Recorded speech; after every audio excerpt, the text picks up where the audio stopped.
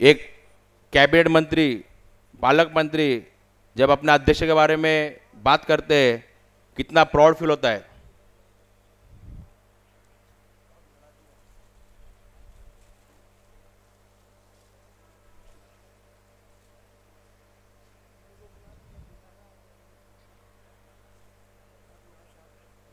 और बिंदास, किसको कोई तकलीफ रहेगी साहब आने के बाद बिंदास बोलो कि तुम्हारा प्रॉब्लम क्या है, तुम्हारा सवाल क्या है, वो जानने के लिए हम लोग, तुम्हारी तकलीफ क्या है जानने के लिए हम लोग खुद आए हैं यहाँ पे।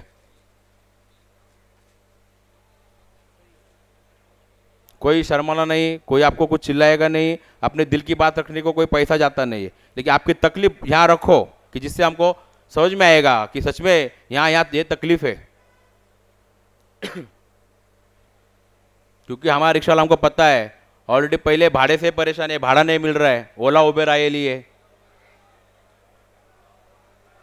हमारे यहाँ पे हमारे अध्यक्ष माननीय श्री हाजी अरफत शेख साहब, इनका यहाँ स्वागत हो गया है, जोरदार तालियों से स्वागत, जोरदार जोर से। हमारे वाहतूकदारों के हृदय सम्राट श्री हाजी अरफत शेख साहब, इनका जोरदार से स्वागत। वाहतूकदारों के हृदय सम्राट हाजी अरफत शेख साहब, इनका जोरदार से स्वागत।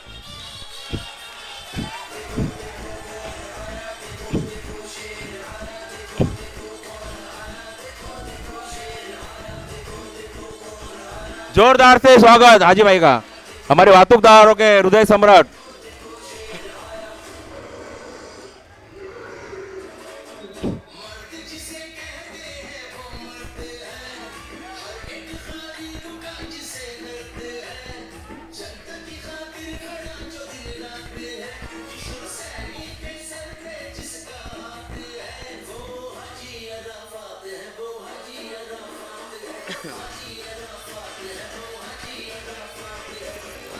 यहाँ पे हमारे हामिद शाह कादरी साहब पीर मुर्शिद, इनका भी यहाँ पे स्वागत है।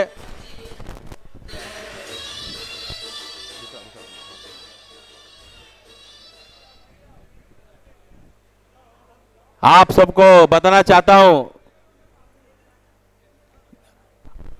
हा मुंबईतला टॅक्सी आणि देखो रिक्षा चालक हमारे नेता के बारे में एक कैबिनेट मंत्री, हमारे पालक मंत्री क्या बात कर रहे हैं। हा मुंबईतला टॅक्सी आणि रिक्षा चालक प्रतापजी, हा माझ्या दृष्टीने मुंबईकरांचा मुंबई सेवक आहे। याच्यामध्ये मुंबईकरांचा सेवक रूपी मी ते दृश्य पाहतो, याचं कारण आहे मुंबईची सेवा करणाऱ्या टॅक्सी रिक्षा चालकांना त्या ठिकाणी खटाव समिती असेल, हाकीम समिती असेल, या सगळ्यात न्याय देण्यासाठी जर प्रतापजी कोणी उभं राहत असेल तर त्यांच्या न्यायासाठी लढणारा मुंबईत आणि महाराष्ट्रातलं उम्द एकमेव नेतृत्व म्हणजे हाजी अराफत शेख है। ये मला त्याचा आनंद है और इसके लिए हाजी भाई आज से आपका नाम मैंने बदल दिया। आपने इतने लोगों का नाम लिया, ये सम्राट वो सम्राट, मैं आज कहता हूं आपको कष्टकरी कर्मचारी रिक्शा टैक्सी चालक और वाहतूकदारों का हृदय सम्राट हाजी अराफत शेख है। हाजी अराफत शेख याचं कारण आहे, तो उभा राहून सांगतोय की मी कष्टकऱ्यांसाठी झगडणार आहे। हाजी अराफत शेख उभा राहून सांगतोय मी कुठल्या भाषेचा, कुठल्या जातीचा, कुठल्या धर्माचा याचा मला अभिमान आहेच, पण त्याहीपेक्षा मला माझ्या समोर बसलेला ट्रान्सपोर्टवाला असेल, रिक्षावाला असेल, टॅक्सीवाला असेल, याच्या पोटातली भूक आणि खिशातली गरिबी यासाठी लढणारा मी आहे। आप देखो रिक्शा वालों के लिए, टैक्सी वालों के लिए जिस तरीके से अपने अध्यक्ष ने क्या तकलीफ होती है रिक्शा वालों को, टैक्सी वालों के, उसके ऊपर एक वीडियो बनाया है। वो आज यहाँ पे ओपनिंग। मुंबई की सड़कों की महागाथा, एक संघर्ष, एक संकल्प। मुंबई एक ऐसा शहर जो कभी सोता नहीं, लेकिन बहुत कम लोग जानते हैं कि इस शहर की सुबह सूरज नहीं जगाता, इसे जगाते हैं वे हाथ जो हर रोज अपने घर से एक नई उम्मीद लेकर निकलते हैं। कोई रिक्शा स्टार्ट करता है, कोई टैक्सी के शीशे साफ करता है, कोई टेम्पो में माल चढ़ाता है, तो कोई ट्रक लेकर लंबी सड़क पर निकल पड़ता है। इनके लिए गाड़ी सिर्फ एक वाहन नहीं होती, यही उनके बच्चों की किताब है, यही बूढ़े माँ बाप की दवा है, यही बेटी की शादी है और यही पूरे परिवार की सांस है। मुंबई की रफ्तार इंजनों से नहीं, इन मेहनतकश लोगों के सपनों से चलती है। लेकिन जिंदगी हमेशा एक जैसी नहीं रहती। कभी कभी वो बिना दस्तक दिए सब कुछ बदल देती है। एक सुबह, बिल्कुल हर सुबह जैसी, चाय उबल रही थी, हॉर्न बज रहे थे, लोकल स्टेशन यात्रियों से भर रहे थे, रिक्शा स्टैंड पर रोज की चहल पहल थी, और तभी एक खबर ने पूरे शहर की धड़कन रोक दी। सरकारी ऐलान हुआ, अब मराठी भाषा अनिवार्य होगी और जो इस नियम का पालन नहीं करेगा उसके लाइसेंस और परमिट पर कार्रवाई की जाएगी। बस इतना सुनना था कि जैसे पूरी मुंबई एक पल के लिए ठहर गई। किसी ने स्टीयरिंग पर अपनी पकड़ और कस ली, किसी के हाथ से चाय का गिलास छूट गया, किसी ने जेब से अपना लाइसेंस निकालकर देर तक उसे देखा, जैसे पहली बार उसे खो देने का डर महसूस हुआ हो। किसी को बेटी की स्कूल फीस याद आ गई, किसी को बीमार माँ की दवाइयाँ, किसी को बैंक की हर महीने भरने वाली किस्त, और किसी को अपने घर का जलता हुआ चूल्हा जो अब बुझता हुआ दिखाई दे रहा था। उस दिन मुंबई की सड़कों पर गाड़ियां तो चल रही थीं, लेकिन लाखों ड्राइवरों के मन में जिंदगी जैसे ठहर गई थी। ये सिर्फ एक नियम नहीं था, सिर्फ एक भाषा का सवाल नहीं था, ये उस इंसान की पहचान का सवाल था जो सुबह से रात तक इस शहर को चलाता है, लेकिन शाम को घर लौटते वक्त अपने बच्चों के लिए सिर्फ 2 वक्त की रोटी लेकर जाना चाहता है। पूरे शहर में बस एक ही सवाल गूंज रहा था, अगर लाइसेंस चला गया तो घर कैसे चलेगा, बच्चों का पेट कैसे भरेगा, हमारी पूरी जिंदगी की मेहनत क्या एक पल में खत्म हो जाएगी। और जब चारों तरफ डर हो, उम्मीद दिखाई न दे और भविष्य धुंधला पड़ जाए, तब लोग किसी नेता को नहीं, एक सहारे को तलाशते हैं। हजारों रिक्शा चालक, टैक्सी चालक, टेम्पो चालक और ट्रक मालिक अपने कागज, अपना दर्द और अपनी आखिरी उम्मीद लेकर एक ही दरवाजे पर पहुंचे। वो दरवाजा जिस पर उन्हें भरोसा था कि यहां उनकी बात सिर्फ सुनी नहीं जाएगी, समझी भी जाएगी। वो नाम था हाजी अराफात शेख। हाजी भाई आगे बढ़ो, हाजी भाई आगे बढ़ो, हाजी भाई आगे बढ़ो।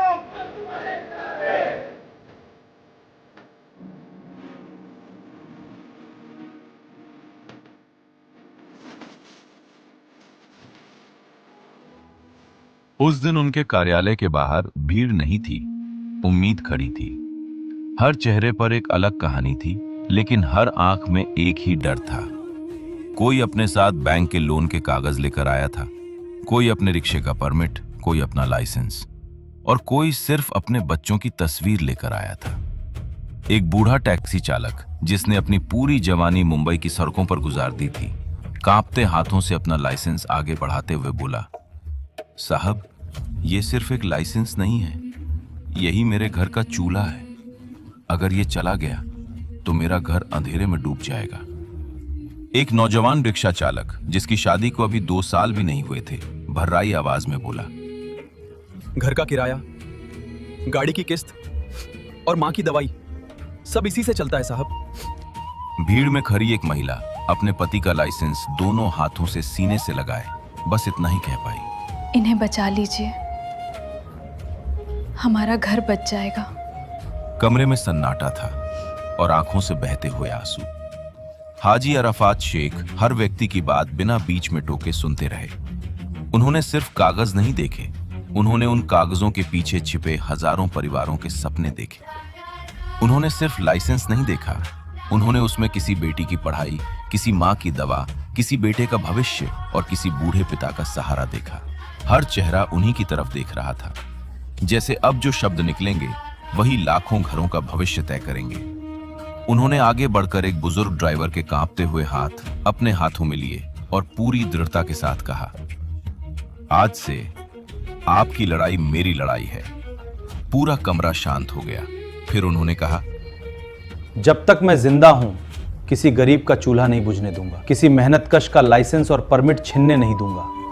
मैं सरकार से बात करूंगा, मंत्रियों के सामने बैठूंगा, हर दरवाजा खटखटाऊंगा, लेकिन आपको अकेला नहीं छोड़ूंगा।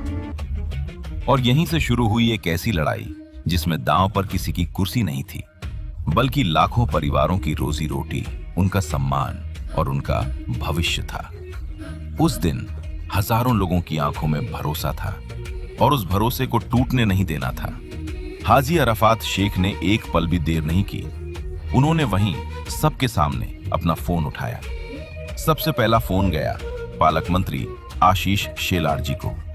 कमरे में बैठे हर इंसान की नजर बस उसी फोन पर टिकी हुई थी।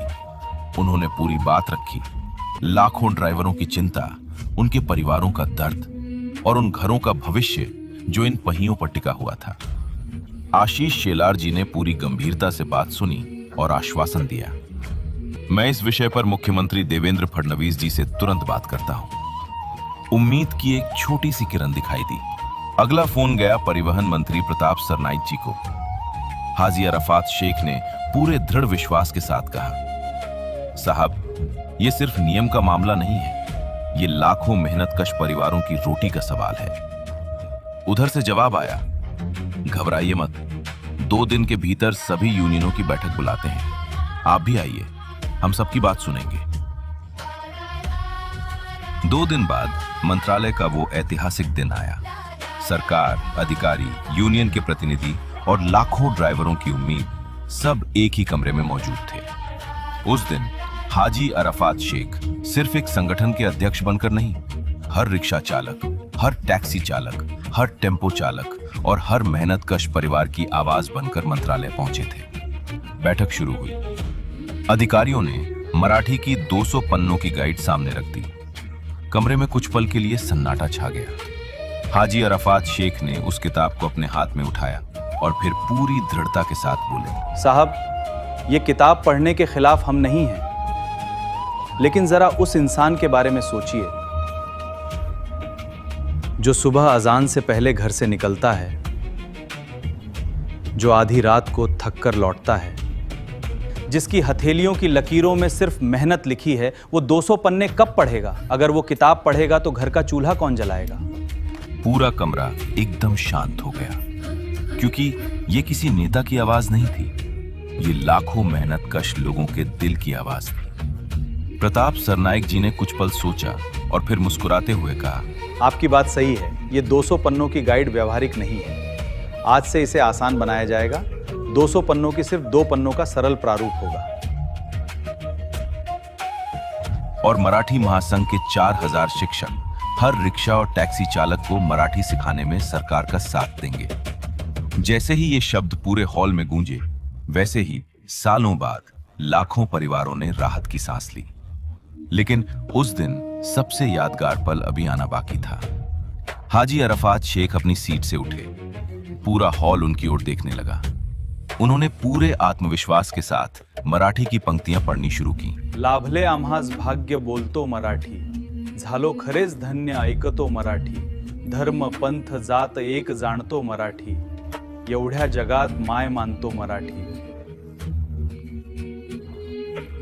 कुछ क्षणों के लिए पूरा हॉल बिल्कुल शांत था और फिर तालियों की ऐसी गड़गड़ाहट गूंजी कि मानो उस दिन दिनों के बीच खड़ी हर दीवार टूट गई हो।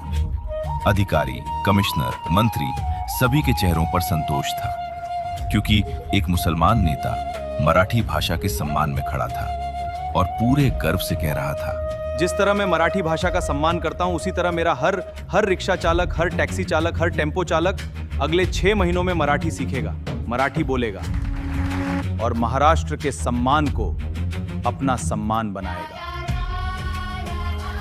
वो सिर्फ एक वादा नहीं था, एक आंदोलन की शुरुआत थी। उसके बाद मुंबई बदलने लगी। दिन भर स्टीयरिंग संभालने वाले हाथ अब मराठी लिखना सीख रहे थे। हर गली, हर चौराहा, हर नाका, हर स्टेशन सीखने की नई ऊर्जा से भर गया। सरकार की 2 पन्नों की पुस्तक, हजारों शिक्षकों का सहयोग, स्थानीय प्रशासन, पुलिस अधिकारी और नव भारतीय शिव वाहतूक संगठना सब एक लक्ष्य के लिए साथ आ गए। मालेगांव, भेंडी बाजार, नागपाड़ा, डोंगरी, मदनपुरा, भायखला, कुर्ला, गोवंडी, मानखुर्द, बांद्रा, जोगेश्वरी, भिवंडी और ऐसे अनेक इलाकों में जहां पांडे जी, शुक्ला जी, गुप्ता जी, अब्दुल रहीम, अब्दुल करीम जैसे अनगिनत मेहनतकश भाई रहते थे, वहां अब डर नहीं, सीखने का उत्साह दिखाई देता था। धीरे धीरे मुंबई की सड़कों पर एक नई आवाज गूंजने लगी। कुठे जायचंय ताई? कुठे ते जायचंय भाऊ? माझ्याकडे सुट्टे आहे, मी तुम्हाला तिथे जाऊन सोडतो। और उसी दिन ये साबित हो गया कि भाषा जब सम्मान के साथ सिखाई जाती है तो वो कभी बोझ नहीं बनती, वो अपनापन बन जाती है। मराठी बोला, महाराष्ट्र जोड़ा। जय हिंद, जय महाराष्ट्र। आपका अपना हाजी अराफात शेख।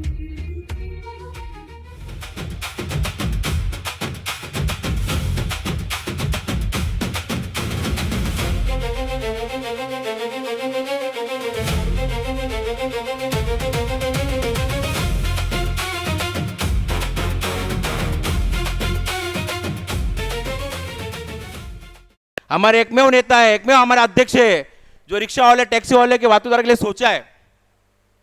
अब आपको ये दिखाना चाहते हैं कि आपने ये वीडियो तो ये पे कोई बना सकता, आपके दिमाग में ये भी रहेगा। अब अपना ये वीडियो देखो कि कैबिनेट मंत्री जब बैठक लगी थी तब क्या बोले थे। लगाओ जरा वीडियो।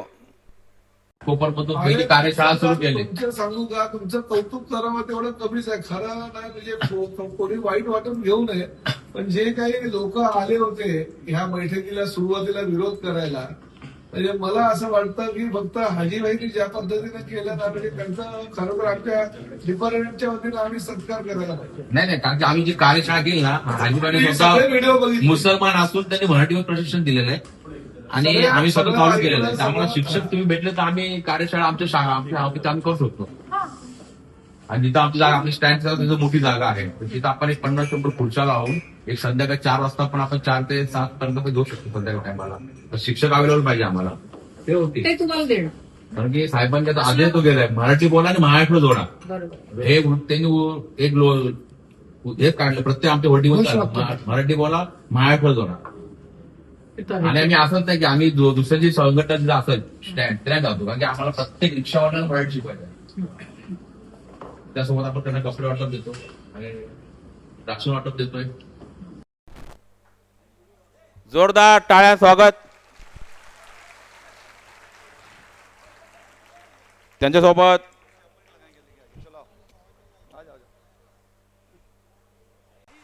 सगळ्यांना विनंती आहे, ज्यांची नावं घेतले त्यांनीच मंचावर राहावे, बाकीच्यांनी स्टेज खाली करावा। साहेबांचा आदेश आहे की ज्यांची नावं घेतले त्यांनीच मंचावर राहावे, बाकी स्टेज खाली करावा। अफजल शेख उपाध्यक्ष, जमीर महबूब खान, जावेद खान, चांद खान, अशरफ खान, हमीद शाह कादरी, पीर आजम भाई, सोहेल भाई, श्रीकांत कोरे, अब्दुल लतीफ शाह कादरी यांनी मंचावर थांबावे, बाकीच्यांनी स्टेज खाली करावा प्रोटोकॉल प्रमाणे।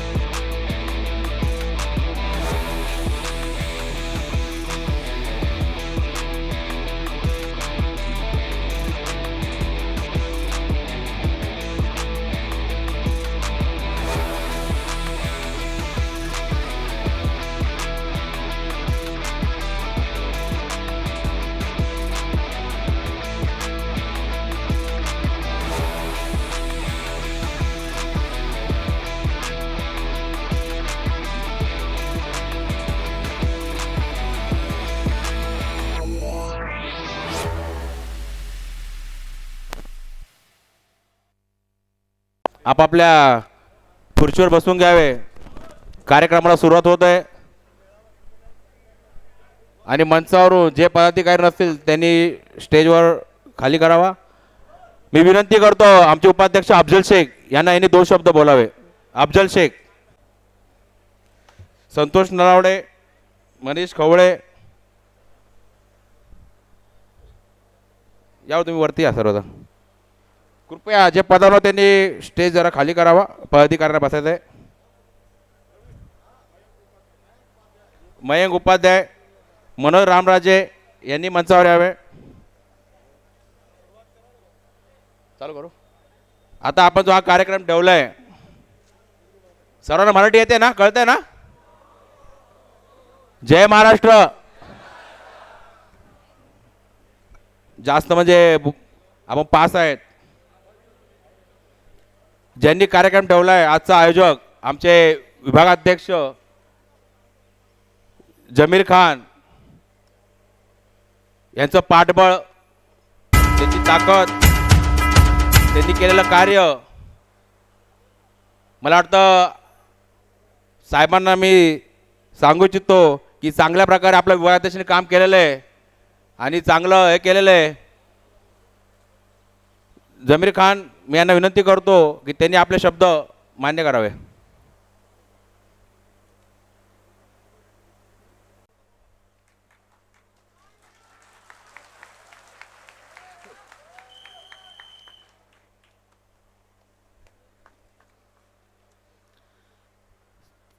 सबको मेरा सलाम, अस्सलाम वालेकुम, और जो मेरे गैर मुस्लिम भाई हैं उनको नमस्कार. भाई, मेरा ये कहना है कि आप लोग मुझसे नहीं, हाजी भाई से जुड़े हो, और मैं आप लोगों का काम दिल से करता हूँ, और आप लोगों का काम भी सब दिल से होता है, और आप लोग भी दिल से जुड़े रहना. जुड़े रहोगे ना? हाँ. और आप लोगों की कोई भी परेशानी होगी, आप अगर मुझको बोलोगे तो आप मुझको नहीं, डायरेक्ट भाई को बोलोगे. ठीक है ना? अरे हाँ तो बोलो यार. एक्चुअली क्या है भाई, मैं पहली बार भाषण कर रहा हूँ, मेरे को भाषण करना नहीं आता, अभी सीखूंगा. आप लोग के साथ रहूँगा तो सीख जाऊँगा, है ना? और बस इतना ही कहना चाहता हूँ कि जो जो मराठी अभी तक मैंने आपको सिखाया या हमारी ताई जो थे उन्होंने सिखाया, वो मैं देखा आप लोगों ने बहुत अच्छी तरीके से सीखे. 4-5 दिन में तो कोई अलिफ भी नहीं सीखता है, आपने तो मराठी सीख गए, है ना? और ऐसा ही आगे भी टाइम मिलेगा करके ये सोचो मत, आपस में बातें किया करो. मराठी सीखना है अपने को, सीखोगे ना? हाँ ठीक है भाई, अस्सलाम वालेकुम.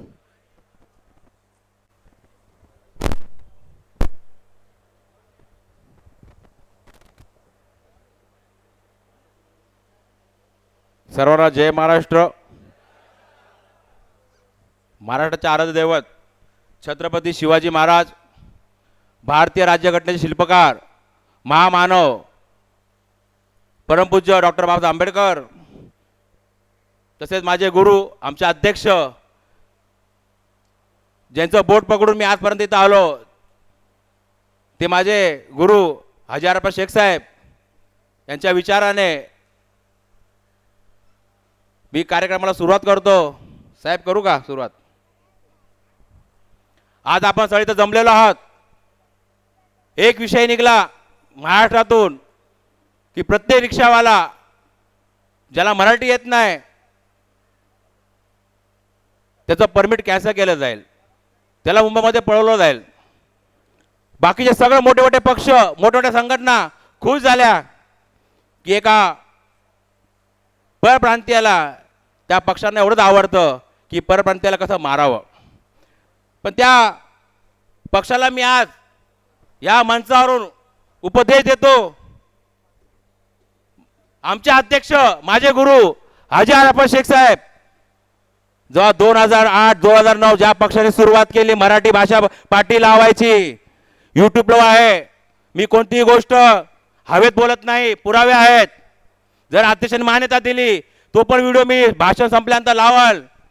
त्यांच्या अध्यक्षांनी सांगितलेलं आहे मराठी माणूस कसा असावा, तो हाजी अराफत शेख साहेबांसारखा असावा, की त्यांनी मराठी भाषा आंदोलन कोणी केलं महाराष्ट्रात, तर पहिलं मराठी भाषेचं आंदोलन, पाठीचं आंदोलन हाजी अराफत शेख साहेबांनी केलेलं आहे. तर त्यांनी मराठी अमराठी आमच्या साहेबांना शिकू नये. आज गव्हर्नमेंटनी जसा अर्ज काढला, GR काढला, रिक्षावाल्याला मराठी आलं नाही तर त्याचं परमिट कॅन्सल केलं जाईल. त्या वर्षी साहेब होते दुबईला, लोकांच्या तक्रारी यायला लागल्या, साहेब दुबईहून मुंबईला आले, लोक यायला लागले, रिक्षावाले यायला लागला, त्याच्या घरचे लोक यायला लागले, परेशान झाले, करणार काय. साहेबांनी विचार नाही केला मी ज्या पक्षामध्ये आहे तो पक्ष सरकारमध्ये आहे. साहेबांचं नेहमी एक वाक्य असतं, पदाधिकारी नंतर परीक्षावाला ही माझी खानदान आहे, वाहतूकदार हा माझा खानदान मधला सदस्य आहे. साहेबांनी त्वरित आपले पालकमंत्री जे आपले संघटनेचे प्रभारी आहेत आशिषभाई शेलार साहेब यांना फोन केला आणि सांगितलं, साहेब हा जो GR निघलाय हा अत्यंत मला चुकीचा वाटतो, आपण तात्काळ याला सवलत द्यावी. आशिषभाईंनी सांगितलं, हाजीभाई मी मुख्यमंत्र्यांशी बोलतो. नंतर दुसरा फोन हाजीभाईंनी परिवहन मंत्र्यांना केला. बोले साहब जब मेरे रिक्शा वालों पे बात आएगी, जब मेरे वाहतूकदारों पे बात आएगी, तब ये हाजी आराफत शेख कोई पार्टी सरकार नहीं देखेगा, पहला रोड पे खड़ा हो जाएगा. मैं ये सब बातें आपको क्यों बता रहा हूं? उस वक्त मैं उनके बगल में बैठा था और दिल को धड़कन हो रही थी कि कल पार्टी में नेता को कुछ बोलेगी तो नहीं, लेकिन मेरा नेता इतनी ताकत रखता है कि पहली वाहतूकदार, पहला रिक्शा वाला, पहला टैक्सी वाला मेरे लिए. तो मुझे इतना स्वाभिमान हुआ कि मेरा नेता सच में टाइगर है, टाइगर. बाकी लोग तो बोलते टाइगर, वाघ है. और जो आशीष भाई ने उनको लिए बोला कि वाहतूकदारों के हृदय सम्राट, तो मैं तो कहता हूं हृदय सम्राट तो है, लेकिन तुम उनके घर वालों के लिए भी हृदय सम्राट हो हाजी भाई. जिस तरीके से हाजी भाई का फोन गया, हर एक सेकंड का मैं गवाह हूं. प्रताप सर नाइक साहब ने बोला, हाजी भाई मैं कल मीटिंग लगा रहा हूं मंत्रालय में, आप आ जाओ. हम गए, लेकिन एक बात गौर से 17-18 साल से भाई के साथ में जुड़ा हूं, देखते आया हूं, मेरे साहब का एटीट्यूड और रहन पर कभी कम नहीं हुआ. जिस तरीके मंत्रालय में एंट्री हुई, मुझे लगता नहीं कोई मंत्री की होती रहेगी. मेरा साहब मंत्री रहने दो, नहीं रहने दो, मैं फील करता हूं कि मेरे साहब मेरे लिए मंत्री है, हमारे वाहतूक के लिए मंत्री है. मंत्री पद जिसको चाहिए वो काम नहीं करते. हमारा अध्यक्ष बिना मंत्री के भी लोगों के लिए काम करता है. जब हेयरिंग चालू हुई, सबके सवाल आए, बहुत से संगठन के लोग थे, सब अलग अलग बातें कर रहे थे. एक में वो नेता हमारा जिन्होंने टॉपिक निकाला कि साहब ये 200 पेज की किताब, जो सरकार ने 200 पेज की किताब बनाई थी, ये हमारे रिक्शा वाले कैसे पढ़ेंगे. जब साहब ने सवाल किया, उस पर चर्चा चालू हुई. वो 200 पेज की किताब जब भाई के बोलने के 2 पेज की किताब बन गई. ये ताकत मेरे अध्यक्ष की है, तो उसके लिए कोई मंत्री पद की जरूरत नहीं है. फिर वहां से हम निकले, क्या करने का. फिर साहब ने खुद कार्यक्रम चालू किए. फिर सरकार ने किताब बनाई, उसके ऊपर से हमने एक पेज लगा के हमने इतनी खूबसूरत किताब बनाई कि शायद वो गवर्नमेंट की किताब भी वैसी नहीं थी, जो आज तक नहीं बनी. क्योंकि साहब ने कहा ये किताब मेरा रिक्शा वाला घर पे लेके जाए, घर में पढ़े या रिक्शा में रखे तो भी पढ़े, वो फटना नहीं मांगता है. फिर वहां से मुंबई में, महाराष्ट्र में हमने कम से कम 100-150 जगह पे हमारे कार्यक्रम हुए रहेंगे 36 जिले में. हाजी भाई बराबर ना साहब, 150 जगह पे हुए.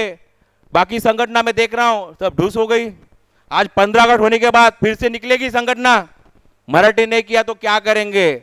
उनको कहना चाहता हूं, जिस अगर तुम रिक्शा वालों को टच भी करोगे, हमारे टाइगर वाघ यहां बैठे हैं, ये भी रोड पे तुमको जवाब देने के लिए उतर जाएंगे. क्योंकि मेरा अध्यक्ष कसाई से है, बिरादरी से है. तुम तो लाठी की बात करते हैं, चाकू सूरी इनके लिए मामूली चीज है. जब रिक्शा वालों में बात आएगी तो मैंने देखा है 17 सालों से, जो मेरे में कॉन्फिडेंस आया है ये आदमी को देख के. क्यों मुझे पता है मैं कुछ भी करूं पहले तो कुछ होगा ही नहीं. क्योंकि मेरा नेता एक मुसलमान है, एक 5 नमाजी आदमी है, जब जब दुआ करता है तो ये प्रवीण आखाड़े उसके बच्चे को, घर वालों को याद करता है। तो मैं इतना कॉन्फिडेंस में हूं कि मुझे कुछ भी करो कुछ होगा नहीं, क्यों गलत तो मैं करता नहीं। ये पुलिस स्टेशन हॉस्पिटल के झगड़े में जाता हूं तो इतना कॉन्फिडेंस है कि जब तक मेरा अध्यक्ष है मुझे कुछ नहीं होगा, क्योंकि हम पे सलामती पीर देवरोड में जो दरगाह है, अब्बा का हम पे आशीर्वाद है। जब जब तकलीफ आई वहां पे पहुंचा हूं मैं। भाई सैटरडे संडे को जाते हो, मुझे पता नहीं क्या होता है, मैं गुरुवार और जुम्मा का जाने की कोशिश करता हूँ और चालू हो गया। ये जुम्मा नहीं गया तो गुरुवार को गया, अगली गुरुवार को जाऊंगा। एक लगा हो गए, प्यार हो गए। और आरजी डालने के बाद कुछ भी आरजी रहने दो, पर्सनल रहने दो या कुछ भी, पास होती ही है। अगर आपको भी जिस तरीके चल रहा है, 15 अगस्त को हमारे अब्बा का उर्स है, आप लोग भी आना, आपको भी हम बुला रहे हैं देवरोड में, आप आ जाओ। किसको आने का रहेगा बोलो, हम बस भी भेज देंगे। आप अपने बच्चों के लिए, घर वालों के लिए अपना लाइसेंस, अपना कभी ये ना हो जाए, वहां पे जरूर आना और मांग के देखना। तुम एक हाथ से मांगोगे, वहां पे दरगाह तुमको 10 हाथ से देगी। ये मेरा एक्सपीरियंस है। एक हिंदू बात कर रहा हूं, कोई टोपी नहीं पहना, कोई मुसलमान नहीं, मैं एक हिंदू बात कर रहा हूं। मेरे वक्त पे जब मुसीबत आई मैं वहां पे मांगा हूं, आज भी तुम्हारे सामने यही मांगता हूं। 15 अगस्त के बाद कोई रिक्शा वाले को कोई तकलीफ देगा तो अब्बा हमको इतनी ताकत दे कि उसको हम ऐसा जवाब दे कि जो हमारे रिक्शा वाले को कान के नीचे मारने वाले हम उसको नंगा भेज दे। अब्बा की ताकत को मैंने देखा है, इसलिए मेरे भाई को 10 बार बोला है, 1000 बार बोलते रहता हूं, भाई हमको कोई मंत्री के पद की जरूरत नहीं है। हमारे पीएम ऑफिस देवरोड की सलामती पीर है।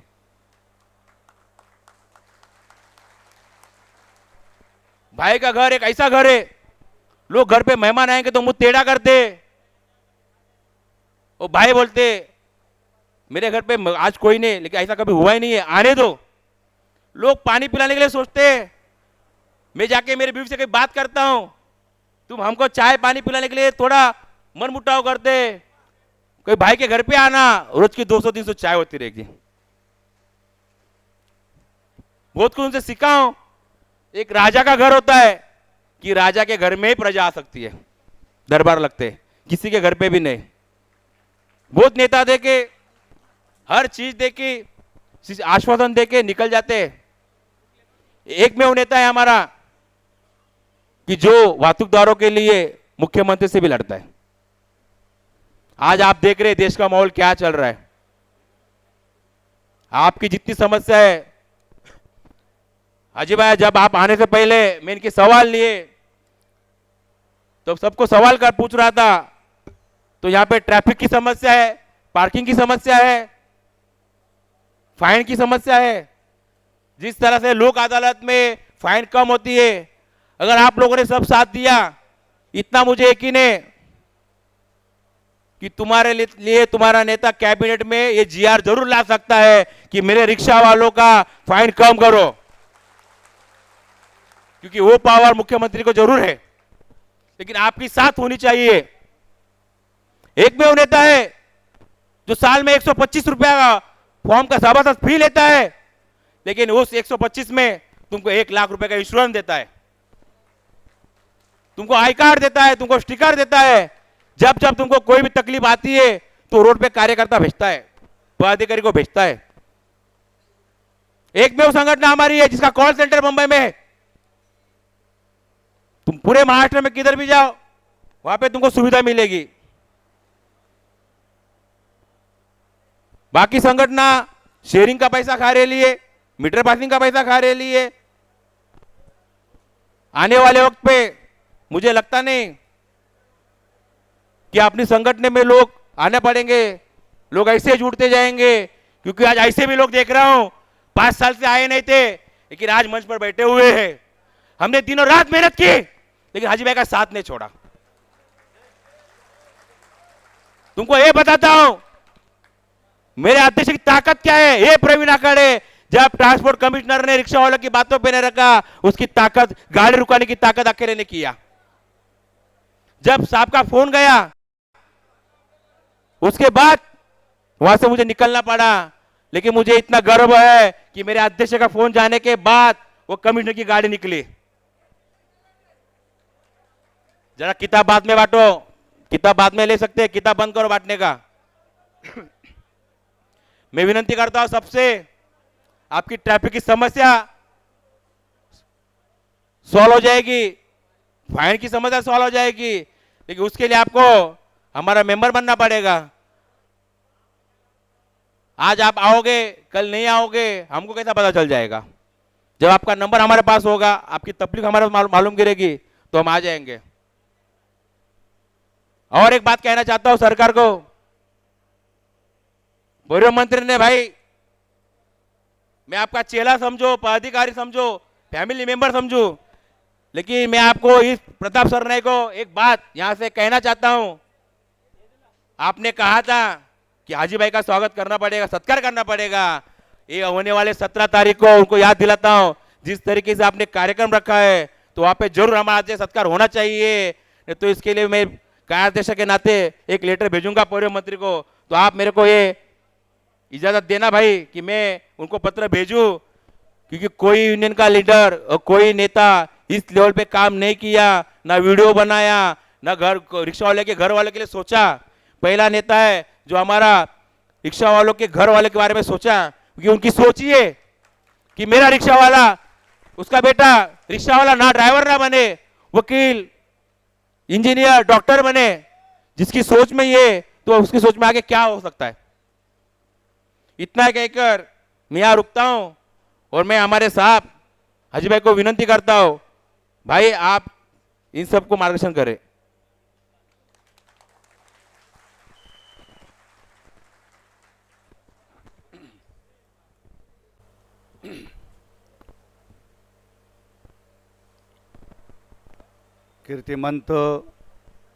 कीर्तिमंत, बुद्धिवंत, कलावंत, श्रीमंत, आशीष्यमंत छत्रपति शिवाजी महाराज, धन्य ऐसी माँ जिसने डॉक्टर बाबा साहब अंबेडकर जैसे सुपुत्र को जन्म दिया। दिल में है अल्लाह का नाम, जुबा पे माँ बाप का नाम। सभी भाइयों को, रिक्शा चालक, टैक्सी चालक भाइयों को हाजी अराफा शेख का सलाम।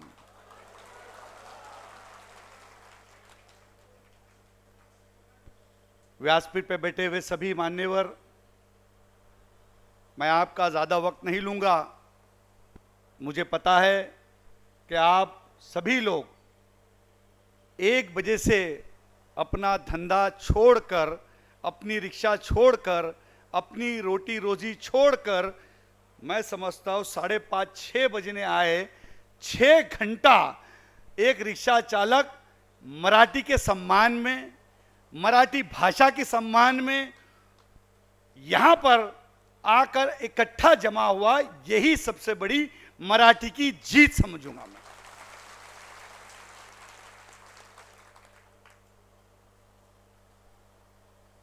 खास तौर पर आज एक वीडियो बनाई जिसका उद्घाटन हमने अभी किया, मुंबई की महागाथा। वो वीडियो बनाने का एक कारण था कि महाराष्ट्र को और देश में सभी आमदार, खासदार, मंत्री और हर एक पार्टी के जो लोग पत्थर लेके घूमते हैं, उन लोगों को बताने के लिए यह वीडियो बनाई गई थी कि मेरा रिक्शा चालक कितना तकलीफ में रहता है। सुबह जब निकलता है तो उसका घर का साथ रात में चूल्हा जलता है। वो एक सोच लेके निकलता है कि आज लंबा भाड़ा मिलेगा तो मां की दवा लूंगा,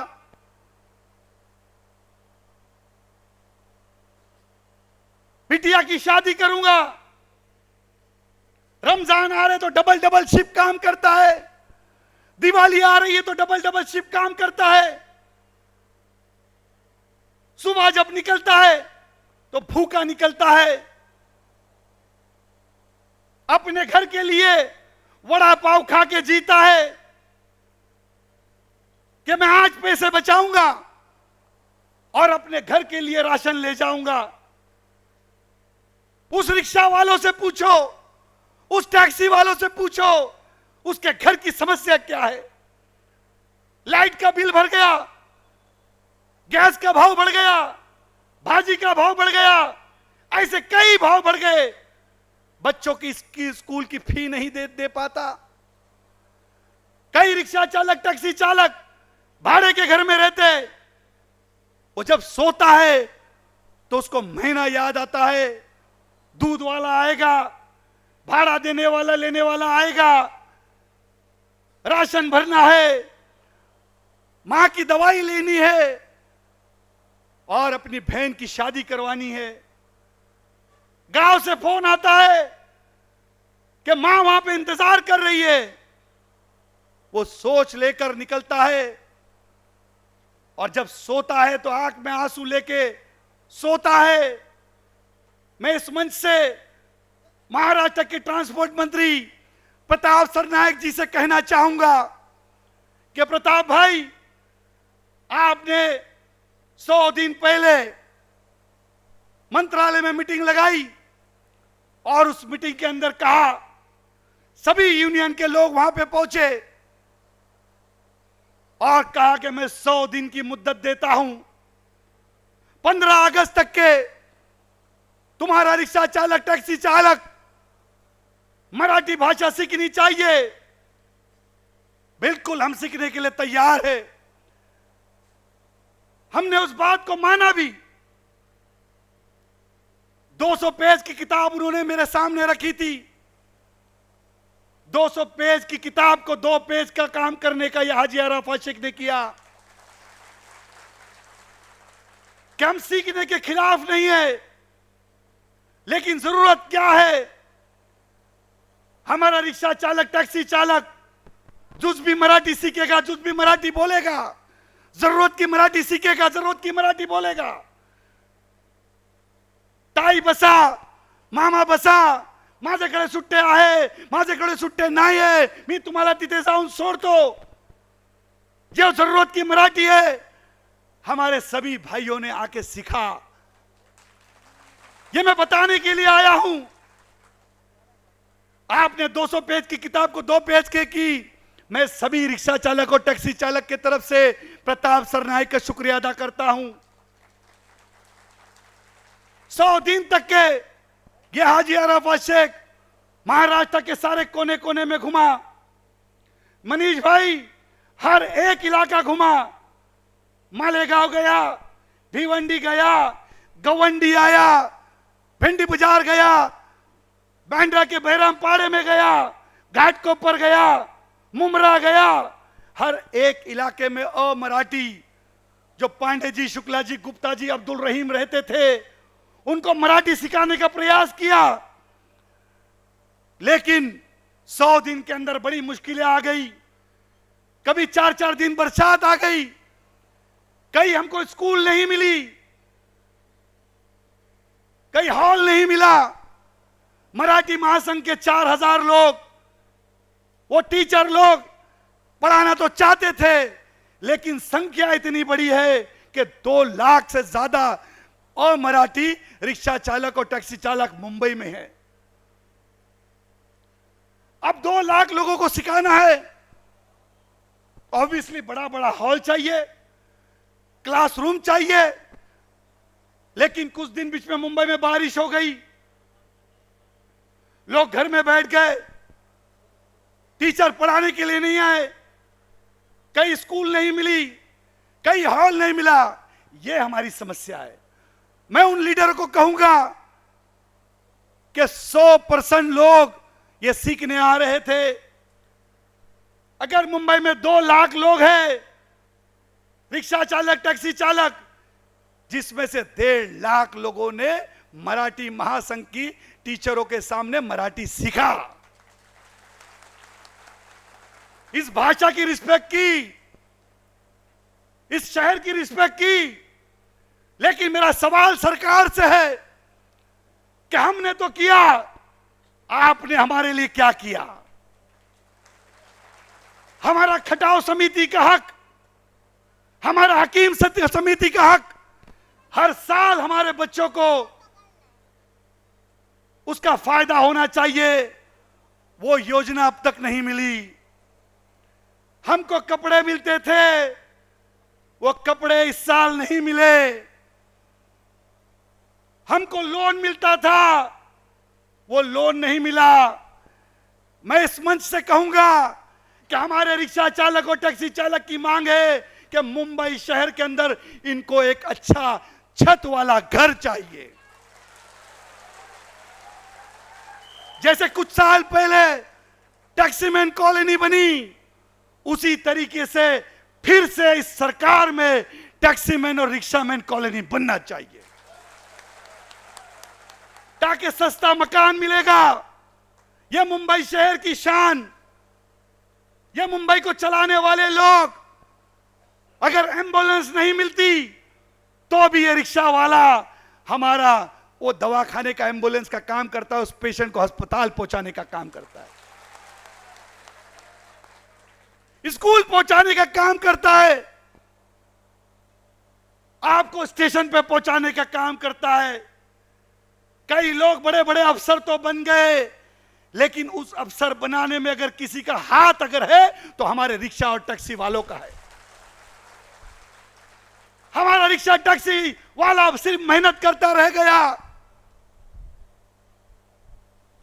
ना नहाने का ठिकाना है, ना खाने का ठिकाना है, लेकिन उन लोगों को बड़ा करने में रह गए और ये बेचारे इसी तरीके से किसी नेता का भाषण सुनते रह गए। अल्लाह से दुआ करता हूं कि अल्लाह मुझे उन लीडरों जैसा मत बनाना जिन्होंने अपनी कौम को धोखा दिया। अगर मैं भी वैसा बनने वाला होगा, अल्लाह मुझे यहीं स्टॉप कर। मुझे कोई हक नहीं पड़ता आप लोगों से झूठे वादे करना। मैं हर साल मुकाम इब्राहिम पे जब जाता हूं तो अल्लाह से दुआ करता हूं कि अल्लाह मेरा ईमान ताजा रख, मुझे मेरी कौम की खिदमत करने वाला बना, मेरे स्टेट की खिदमत करने वाला बना, मेरे लोगों की खिदमत करने वाला बना। इंसानियत ही सबसे बड़ा धर्म है, इससे बड़ा कोई धर्म ही नहीं हो सकता। मैं जब घर से निकलता हूं तो मैं ये सोच के नहीं निकलता हूं कि मैं मुसलमान हूं, मैं ये सोच के निकलता हूं मैं एक इंसान हूं। और मैं ये जो लोग जो मेरी हाथ दिखाते हैं हर जगह जगह पर, एक सोचते हैं कि हमारा नेता जा रहा है, हमारे लिए कुछ काया पलट करेगा, अल्लाह से दुआ करता हूं कि अल्लाह इनकी दुआओं के ऐसी करिश्मा दिखा ताकि मैं जो लोगों के सामने बातें कर रहा हूं उस पर कायम और दायम रहने वाला बनाऊं। आज हमारे पीर, तरक्की पीर यहां पे पहुंचे, मैं हैरान हो गया कि कभी ये किसी पॉलिटिकल मंच पे नहीं जाते, लेकिन वो आज जमीर खान को दुआ देने के लिए, अफजल शेख को दुआ देने के लिए यहां पे पहुंचे, इस हाजी अराफा शेख का साथ देने के लिए, इन रिक्शा चालकों को दुआ देने के लिए यहां पहुंचे। जब देखा उनके गले के अंदर भगवा कलर का गमछा, तो मैंने पूछा कि आज आप भगवा कलर के गमछे में आए हैं, तो उन्होंने कहा ये भगवा नहीं, ये चिश्तिया कलर है, ये गरीब नवाज के दुशाले का कलर है। हाजी बेटा कि मैं जब ये भगवा पहनता हूं तो उस भगवे से मुझे प्यार होता है, क्योंकि मैं उस भगवे को गरीब नवाज की आंखों से देखता हूं। हम उस भगवे को गरीब नवाज की आंखों से देखेंगे, उस चिश्ती कलर को देखेंगे, तो उस भगवे से भी मुझे प्यार होगा।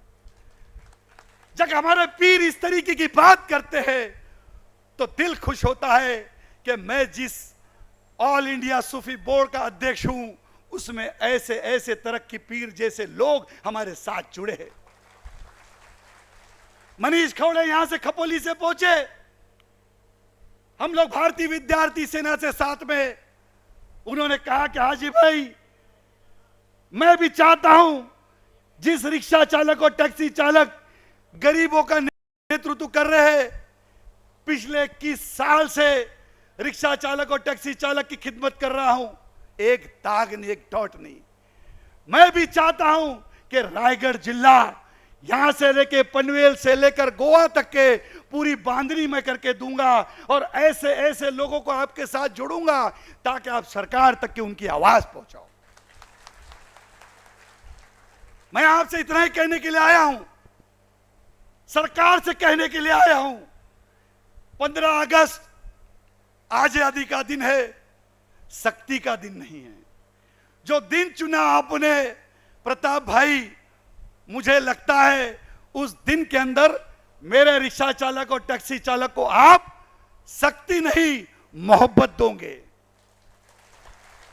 मैं आपसे इतना कहने के लिए कहूंगा कि 100 दिन का टाइम आपने दिया और 100 दिन की मुद्दत आपसे मांगने के लिए आया हूं। और 100 दिन हमारा रिक्शा चालक टैक्सी चालक सीखेगा और मराठी महासंघ के लोग 100 दिन तक के हमारे लोगों को मराठी सिखाने में अच्छे तरीके से सक्षम रहेंगे। अगर आपने सख्ती की, एक भी रिक्शा चालक का परमिट कैंसिल हुआ, एक भी टैक्सी चालक का लाइसेंस कैंसिल हुआ, तो मैं सरकार के खिलाफ भी खड़े होने में डरूंगा नहीं। क्योंकि मैं जो कुछ हूं इन रिक्शा चालक और टैक्सी चालक के बदौलत हूं। इनके वजह से मैं मंत्री बना। ना जाने किस रिक्शा चालक ने, टैक्सी चालक ने मेरे लिए घर में बैठ के दुआ की, तो आज ही अराफात शेख इस महाराष्ट्र सरकार में मंत्री बन गया। और मंत्री बनने के बाद अगर मेरे रिक्शा चालक और टैक्सी चालक को किसी ने तकलीफ दी, तो मैं कोर्ट का दरवाजा भी खटखटाने में पीछे नहीं हटूंगा। मैं इतना ही कहूंगा कि हमारे लोगों पे शक्ति मत बरसाओ, प्यार बरसाओ। हम प्यार करने वाले लोग हैं, हम सेवा करने वाले लोग हैं, तो हमको सेवा करने दो और 100 दिन का और टाइम दो। यही कहने के लिए आपके बीच आया हूं। किसी रिक्शा चालक को डर के रहने की जरूरत नहीं है। आप लोगों के हाथ में सरकार की दी हुई किताब है, उस किताब को आप साथ में अपने उठाएंगे। सभी लोगों से कहूंगा उस किताब खड़े रहकर आप किताब को उठाइए और सरकार को बताइए ये किताब हमारे पास है, ये किताब हमारे पास है। हम सब लोग इस किताब की आदर करते हुए मराठी सीखेंगे। सभी मेरे साथ शपथ लेंगे, हम सब मराठी सीखेंगे, मराठी बोलेंगे। यही आपके सामने कहने के लिए आया हूं। कोई को डरने की बात नहीं। देवा भाऊ हमारे महाराष्ट्र के मुख्यमंत्री सक्षम है। प्रताप सरनायक जी ने 100 दिन का टाइम दिया। मुझे यकीन है हमारे मुख्यमंत्री देवेंद्र फडणवीस जी, दिलदार मुख्यमंत्री जी, हमको और 100 दिन का टाइम देंगे। ये मैं आपके सामने वादा करने के लिए आया हूं। मैं ये भी वादा करूंगा, मुंबई में, नवी मुंबई में, मालेगांव में, नासिक में, पूना में, कोल्हापुर में, खानदेश में, विदर्भ में किसी भी एक का लाइसेंस रद्द होने हाजी अराफात शेख नहीं देगा। यही कहने के लिए आया। आपको मराठी डर से नहीं सीखनी है, मराठी आपको स्वाभिमान से सीखनी चाहिए, अभिमान से सीखनी चाहिए। क्योंकि हम इस शहर के अंदर एक शान से रहते हैं, क्योंकि हमें माननीय बाबा साहब अंबेडकर जी ने एक संविधान दिया। वो संविधान हमारी ताकत है और हमारी ताकत बाबा साहब अंबेडकर जी ने जो दी, उस संविधान को कोई छीन नहीं सकता। मैं तो इसलिए कहता हूं कि ऐसा एक महापुरुष हिंदुस्तान में पैदा हुआ जिसके वजह से, संविधान के वजह से हम जीते हैं। वो संविधान हमको सिखाता है कि शान से रहो, शान से जियो और शान से दुनिया से रुखसत हो। ये बाबा साहब का संविधान सिखाता है। तो डरने की कोई बात नहीं। कुछ छोटी मोटी पार्टी के नेता दादर से आवाज करेंगे, उन नेताओं को कहूंगा कि संविधान का जो मालिक है दादर में चैत्य भूमि पे बैठा है, तो हमको डर नहीं है कि दादर से कोई ऐसी आवाज आएगी, जो आवाज आएगी वो सिर्फ संविधान की आवाज आएगी, बाबा साहब अंबेडकर की आवाज आएगी। हमारे लोग अलग अलग तरीके से बात कर रहे थे। प्रवीण अखाड़े जो बात कर रहा था कि पिछले 21 साल से मैं काम कर रहा हूं, किसी किसी को एक लगाव होता है, ऐसा लगाव जिस तरीके से उनको हुआ वो काम कर रहे हैं। आज आपकी संख्या, आपकी ताकत बताती है कि आपके दिल में दर्द क्या है। मैं इतना कहूंगा कि बहुत सारे लोग अलग अलग तरीके से आपको डराने की कोशिश करेंगे। डर के तो जीना ही नहीं है। अगर डर के अगर आप जीते हैं तो मैं समझता हूं वो मर्द ही नहीं है। मैं उस लीडर के साथ काम करता हूं जो मर्द है, जो बोलता है वो करता है, जो मर्द मराठा है। ऐसा नेता हमारा मुंबई का पालक मंत्री आशीष शेलार, मैं अभी उनसे बात कर रहा था फोन पर कि साहब इंसाफ चाहिए, न्याय चाहिए। मेरा रिक्शा चालक, टैक्सी चालक कहीं ना कहीं थोड़ा थोड़ा डर रहा है। तो मैंने उनसे कहा तो उन्होंने कहा कि उनको कहो बिंदास रहो, कोई प्रॉब्लम नहीं, थोड़ा भी नहीं। जिस तरीके से शेर जैसे जीते हो उसी शेर जैसे आप मुंबई में अपना रोजगार चलाओ। आशीष शेलार और महाराष्ट्र के मुख्यमंत्री देवा भाऊ आपके साथ है। यह संदेश देने के लिए आपके बीच आया हूं। हमेशा एक अंदाज में सच बोलने की आदत रही। पत्रकार ने पूछा आप सरकार में हो और सरकार में रहकर आप ऐसी बातें करते हो। अगर मैं सरकार में रहकर मैंने कहा कि मैं इन लोगों को इंसाफ नहीं दिया तो मैं कब दे पाऊंगा? तो ऐसी सरकार में रह के मैं करूं क्या? हमेशा सच कहने की बात रखा। तो इस अंदाज में आपके सामने कहूंगा कि इस जग में जितने जुल्म नहीं, इस जग में जितने जुल्म नहीं उतने सहने की आदत है। तानों के भी शोर में रह के सच कहने की आदत है। इस जग में जितने जुल्म नहीं उतने सहने की आदत है। तानों के भी शोर में रह के सच कहने की आदत है। मैं सागर से भी गहरा हूं, मैं सागर से भी गहरा हूं, तुम कितने कंकड़ फेंकोगे? मैं सागर से भी गहरा हूं, तुम कितने कंकड़ फेंकोगे? चुन चुन के आगे बढ़ूंगा मैं, तुम मुझको कब तक रोकोगे? तुम मुझको कब तक रोकोगे? मैं उस माटी का वृक्ष नहीं, मैं उस माटी का वृक्ष नहीं जिसको नदियों ने सींचा है। मैं उस माटी का वृक्ष नहीं जिसको नदियों ने सींचा है। बंजर माटी में रह के मृत्यु से मैंने अपना जीवन खींचा है। मैं पत्थर पर लिखी इबारत हूं, मैं पत्थर पर लिखी इबारत हूं, शीशे से कब तक तोड़ोगे? मैं पत्थर पर लिखी इबारत हूं, शीशे से कब तक तोड़ोगे? मिटने वाला मैं नाम नहीं, तुम मुझको कब तक रोकोगे?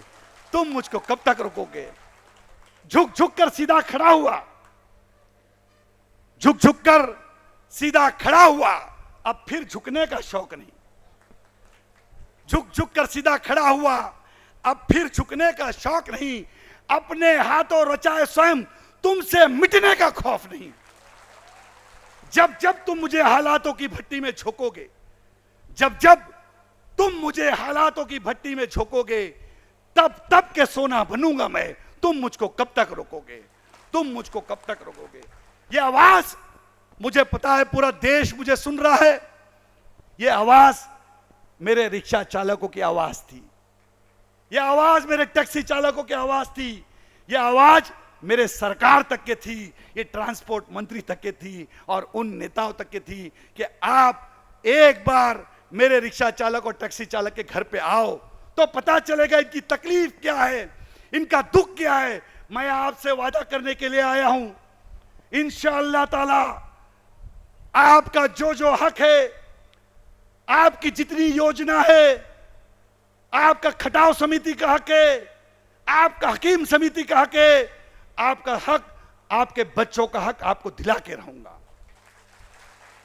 मैं आपसे वादा करता हूं, मेरी कोशिश यह रहेगी कि रिक्शा वाले का बेटा रिक्शा वाला नहीं बनना चाहिए, टैक्सी वाले का बेटा टैक्सी वाला नहीं बनना चाहिए, वो डॉक्टर बनना चाहिए, वकील बनना चाहिए, इंजीनियर बनना चाहिए, बैरिस्टर बनना चाहिए, मिनिस्टर बनना चाहिए। ये मेरी पूरी कोशिश रहेगी। आप लोग मेरे लिए दुआ कीजिए। मैं हर साल मुकाम इब्राहिम पे जब जाके दुआ करता हूं कि अल्लाह मेरा ईमान ताजा रख, जो जो मैं मेरे कौम के लोगों से वादे कर रहा हूं, अल्लाह मुझे उससे कायम और दायम रहने वाला बना। आप लोग मेरे लिए दुआ कीजिए। ना जाने कौन अल्लाह वाला जिसकी दुआ कबूल होने वाली है, जिसको यह बात दिल तक लगने वाली है, और उसकी दुआओं के बदौलत यह हाजी अराफात शेख आपकी आवाज बनकर महाराष्ट्र की सरकार तक पहुंचने वाला है। यही कहने के लिए आया हूं। आप लोगों ने मुझे मान सम्मान दिया, इतनी बड़ी संख्या के अंदर मराठी सीखने के लिए यहां मौजूद रहे। उन नेताओं को कहूंगा कि ऐसी संख्या के अंदर हर कोई मराठी सीखने आ रहा है, तो जरूर हमने दोस्ती का हाथ बढ़ाया है, आप भी हमारे लिए दोस्ती का हाथ बढ़ाओ। हम इस देश की, शहर की, स्टेट की खिदमत करना चाहते हैं। हमको पत्थर मत दो, फूल दो। हम दिन भर मेहनत करते हैं, हमारे से गलत अंदाज में बात मत करो। हम भी आपसे अच्छे से बात करने के लिए आए। इस शहर को हम चला रहे हैं। मुंबई शहर के अंदर जो कोई भी पर्यटक उतरता है, फॉरेनर उतरता है, तो सबसे पहले रिक्शा और टैक्सी वाले को मिलता है। इस शहर की शान हमें, इस शहर की आन हमें। रिक्शा और टैक्सी के बिगर ये शहर अधूरा है। जैसे हलवे के ऊपर बादाम रखा जाता है, वैसी खूबसूरती हम है। हमारी खूबसूरती को हटाओ मत। हम कोई उत्तर प्रदेश जाना नहीं चाहते। इस शहर के अंदर हम सब रिक्शा चालक, टैक्सी चालक एक आपसे, सरकार से वादा करते हैं, रिक्शा चलाते वक्त गुटखा नहीं खाएंगे, इस शहर में थूकेंगे नहीं, अच्छे कपड़े पहन के जाएंगे, ब्रश करके जाएंगे, पूरे बटन लगाएंगे, बाल बना के जाएंगे। शहर तो शहर, आपकी बीवी, आपके बच्चे आपको जब देखेंगे तो वाह करके बोलना चाहिए। ये आज मुझसे वादा करेंगे। जब कभी भी मैं मुंबई में गवंडी के अंदर, शिवाजी नगर में, मानपुर में आऊंगा, तो मैं मेरे रिक्शा वाले को देखने के बाद वाह बोलना चाहिए, छी नहीं बोलना चाहिए। अपनी अपनी गाड़ी के ऊपर भक्ता का शामिल हुआ, देखते क्या हो, शामिल हो, वो स्टिकर लगाएंगे। आपकी फाइन की समस्या, मंगलवार के दिन मैं ट्रांसपोर्ट कमिश्नर से मिलने वाला हूं। जहां जहां लोगों को फाइन पड़ा है, वो सारा का सारा फाइन ये हाजी अराफात शेख माफ करा के रहेगा।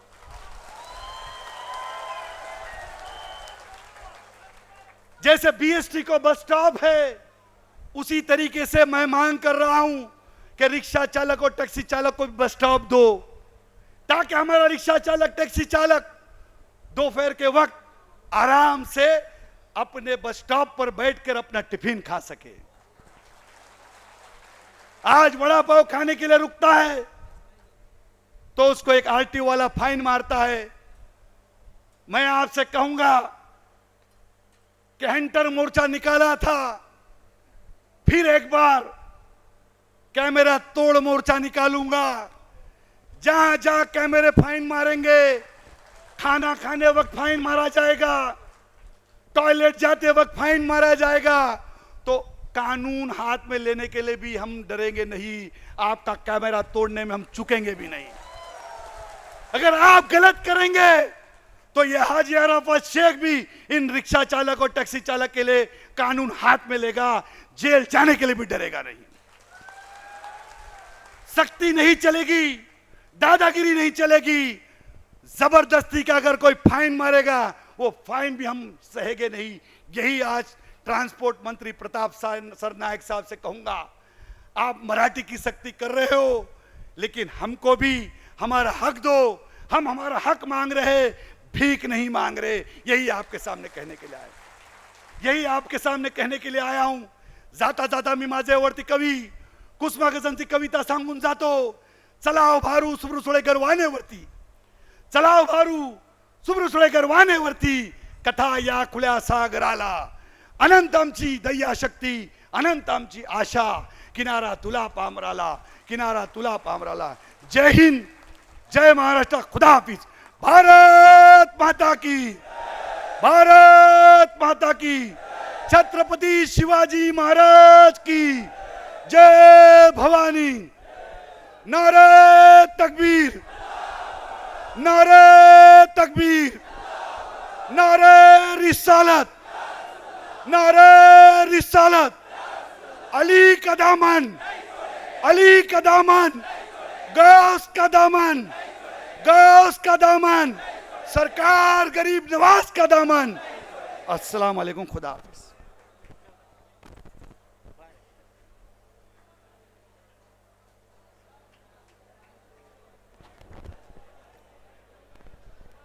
मी विनंती करतो,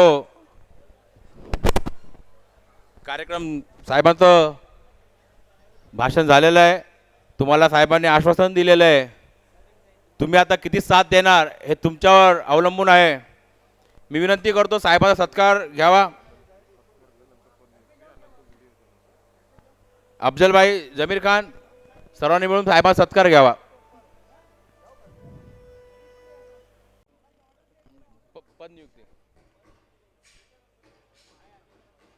मी विनंती करतो अफजल शेख, जमीर खान यांनी आपल्या साहेबांचा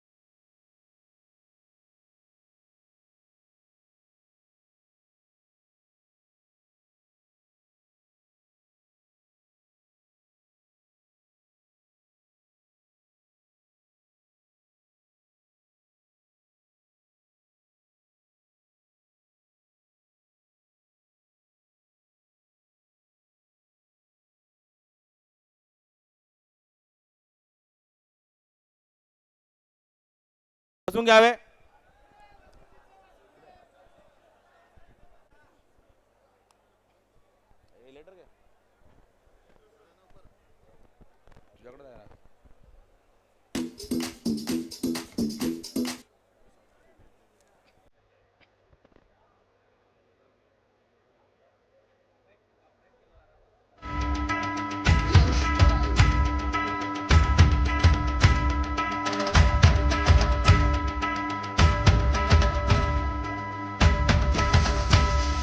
आपले विभागाध्यक्ष मानपूर शिवाजीनगर जमीर खान यांची विभागाध्यक्षपदी नियुक्ती होत आहे।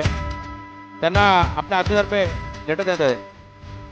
जमीर खान, जोरदार टाळ्या देते स्वागत विभागाध्यक्षपदी।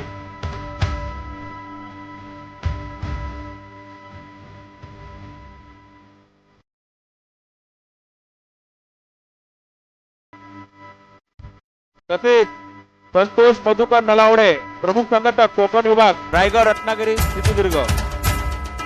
जोरदार टाळ्या स्वागत। तसेच विजय गर्जे उपशहराध्यक्ष पनवेल, विजय गर्जे.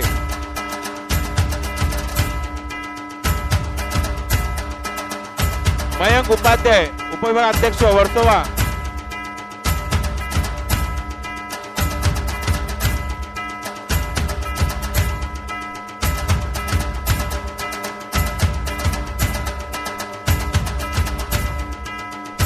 अकिता बेगम अल्ताफ हुसैन,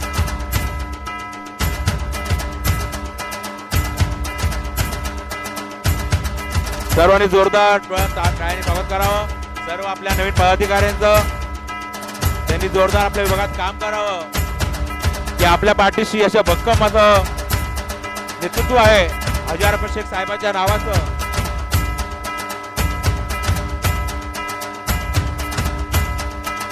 तसे आपले पदाधिकारी 2 शब्द मानणार आहेत.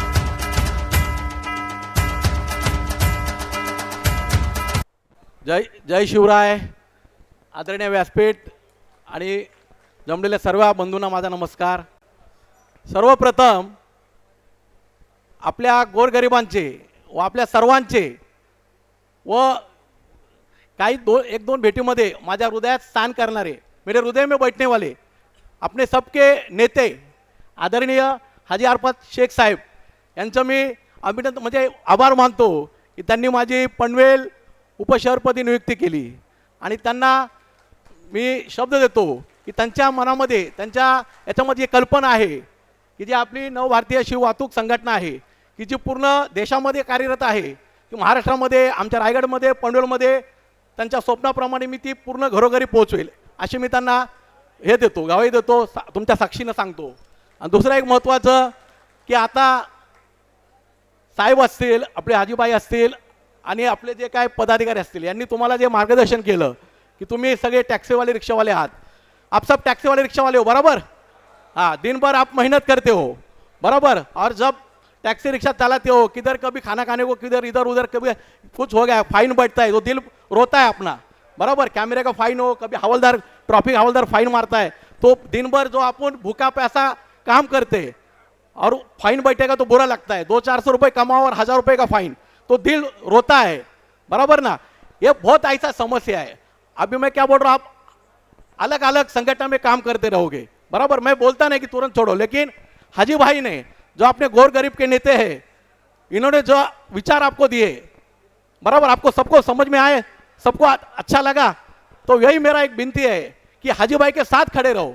एक मराठीत बोलतो बघता काही शामिल हुआ वो कल से नहीं शामिल होने का वो आज अभी से हमारे संगठन में शामिल हो जाओ बराबर. तो हाजी भाई को सपोर्ट करो. हाजी भाई भी आपके लिए ऊपर तक लड़ेंगे इसलिए कुछ भी हो. और एक मैं बोलता हूँ मेरे मन की बात हाजी भाई अभी कैसा शिवाजी भाऊ है यांना भी मुझे एक दो हर शुक्रवार मेरा 2-4 शुक्रवार से जाना है हाजी भाई के ऑफिस में. पहली बार मिला थोड़ा डर लगा अभी कल मिला तो मेरे को इतना शिवाजी भाई को पूछो क्या शिवाजी भाऊ एकदम मेरे मन के पास बोलता हूँ एकदम मेरा कैसा है मैं ज़्यादा स्टेज पे बोलता ना हूँ लेकिन भाई का स्वभाव इतना अच्छा लगा है कि मेरे को मन से आ रहा है सब कि शिवाजी को बोला शिवाजी भाई यार तू देख ले बाबा डर लगता है. लेकिन जब अंदर गया बोला तो मेरे बीवी को बोला मैं रात भर इतना मेरे को अच्छा लगा इतना प्यारा.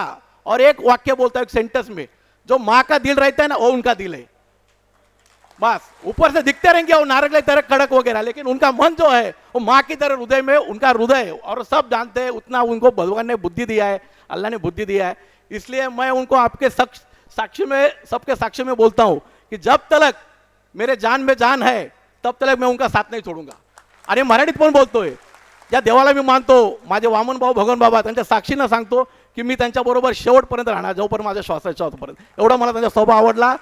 त्यामुळे एकच मी तुम्हाला सांगेल एक ही सबको बोलता हूँ कि मैं अपना ये नहीं बोलता हूँ कि अपना संगठन में अभी मैं नियुक्त हो इसलिए बाबा मेरे संगठन के बाजू लेके जो आपको विचार अच्छा लगा उसके साथ चलो. आप जो जो संगठन में हो अभी देखो आपको क्या करना है हमारे साथ जुड़ो और साहब का जो सपना है वो सब साकार करेंगे. और साहबांचं जे वाक्य है हाजीभाई आदरणीय हाजीभाई का जो मंत्र है क्यों एक वाक्य है कि मैं लोगों के पास कभी वोटिंग के लिए नहीं गया उनके पास काम के लिए गया हूँ. हाजीभाई बराबर. कल रात मेरे पूरा हाजीभाई का वीडियो पूरे रात भर में देख रहा था. उनका विचार मेरे को इतना अच्छा लगा कि बाबा लोगों वोटिंग के लिए काम करने वाला अपना नेता नहीं है अपना नेता गौर गरीब का. इसलिए उनको सम्राट बोलते हैं, गोर गरीब के सम्राट। ये उनको जो पदवी मिले वो आपको लास्ट तक उनको टिकाना है। और मेरी हरे रिटर्न आपको एक गुजारिश है, हाथ जोड़ के विनंती है कि साहब का साथ जब तक आपने अभी देखा, पूरा साहब का विचार सुना, तो साहब के संगठन में जुड़ो, हमारे साथ जुड़ो। जो कुछ आपकी तकलीफ होगी हो हम लोग पूरी करेंगे, आपको कोई दिक्कत नहीं होगी। और आपको मालूम है रिक्शा टैक्स वालों को कितना दर्द है, बराबर। मैं भी एक जमाने में भी मेरे को किसी का सपोर्ट नहीं, मैं अपने परिवार में मैं खुद के दम पे आया हूँ। मैं भी एक जमाने में टैक्सी रिक्शा चला के आगे आया हूँ। हाँ, मैं भी बहुत यानी कष्ट किया हूँ, मेरे को मालूम है। खुद मैं टैक्सी चला जाता तो मैं एक बार हवलदारी फाइन मारा, बाबा उसको विनती की, अरे मैं खाना नहीं खाया, ऐसा मत करो, फाइन कैसा आप फटक से मार देते हो फाइन।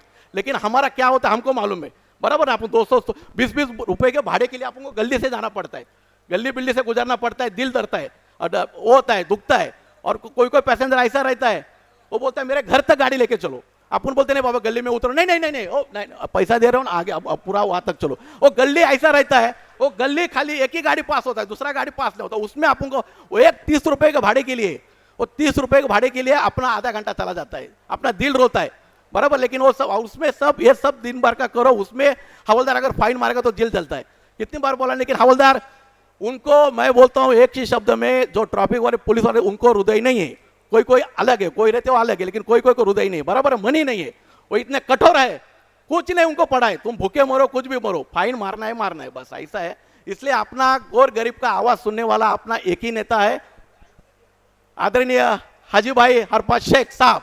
इसलिए मेरे को सब खड़े हो जाओ, सब खड़े होके बोलो, हाजी भाई आज से अभी से हम आपके साथ हैं। हाजी भाई आगे बढ़ो, हाजी भाई आगे बढ़ो। हमारा नेता कैसा हो, हमारा नेता कैसा हो। बस बस भाई लोग इतना साथ दो, लास्ट तक अपने हाजी भाई को साथ दे दो। उनका हृदय एक बोला ना, एक माँ का हृदय है और सबके गोर गरीब के लिए काम करने वाले हैं। अपनी आवाज वो दिल्ली तक पहुंचाएंगे, लेकिन उनको अपना साथ जरूरी है। ओके, जय हिंद, जय महाराष्ट्र, भारत माता की, भारत माता की, छत्रपति शिवाजी महाराज की, वंदे वंदे। अस्सलाम वालेकुम। एक बार फिर तुम्हारे सामने आ गया भाई।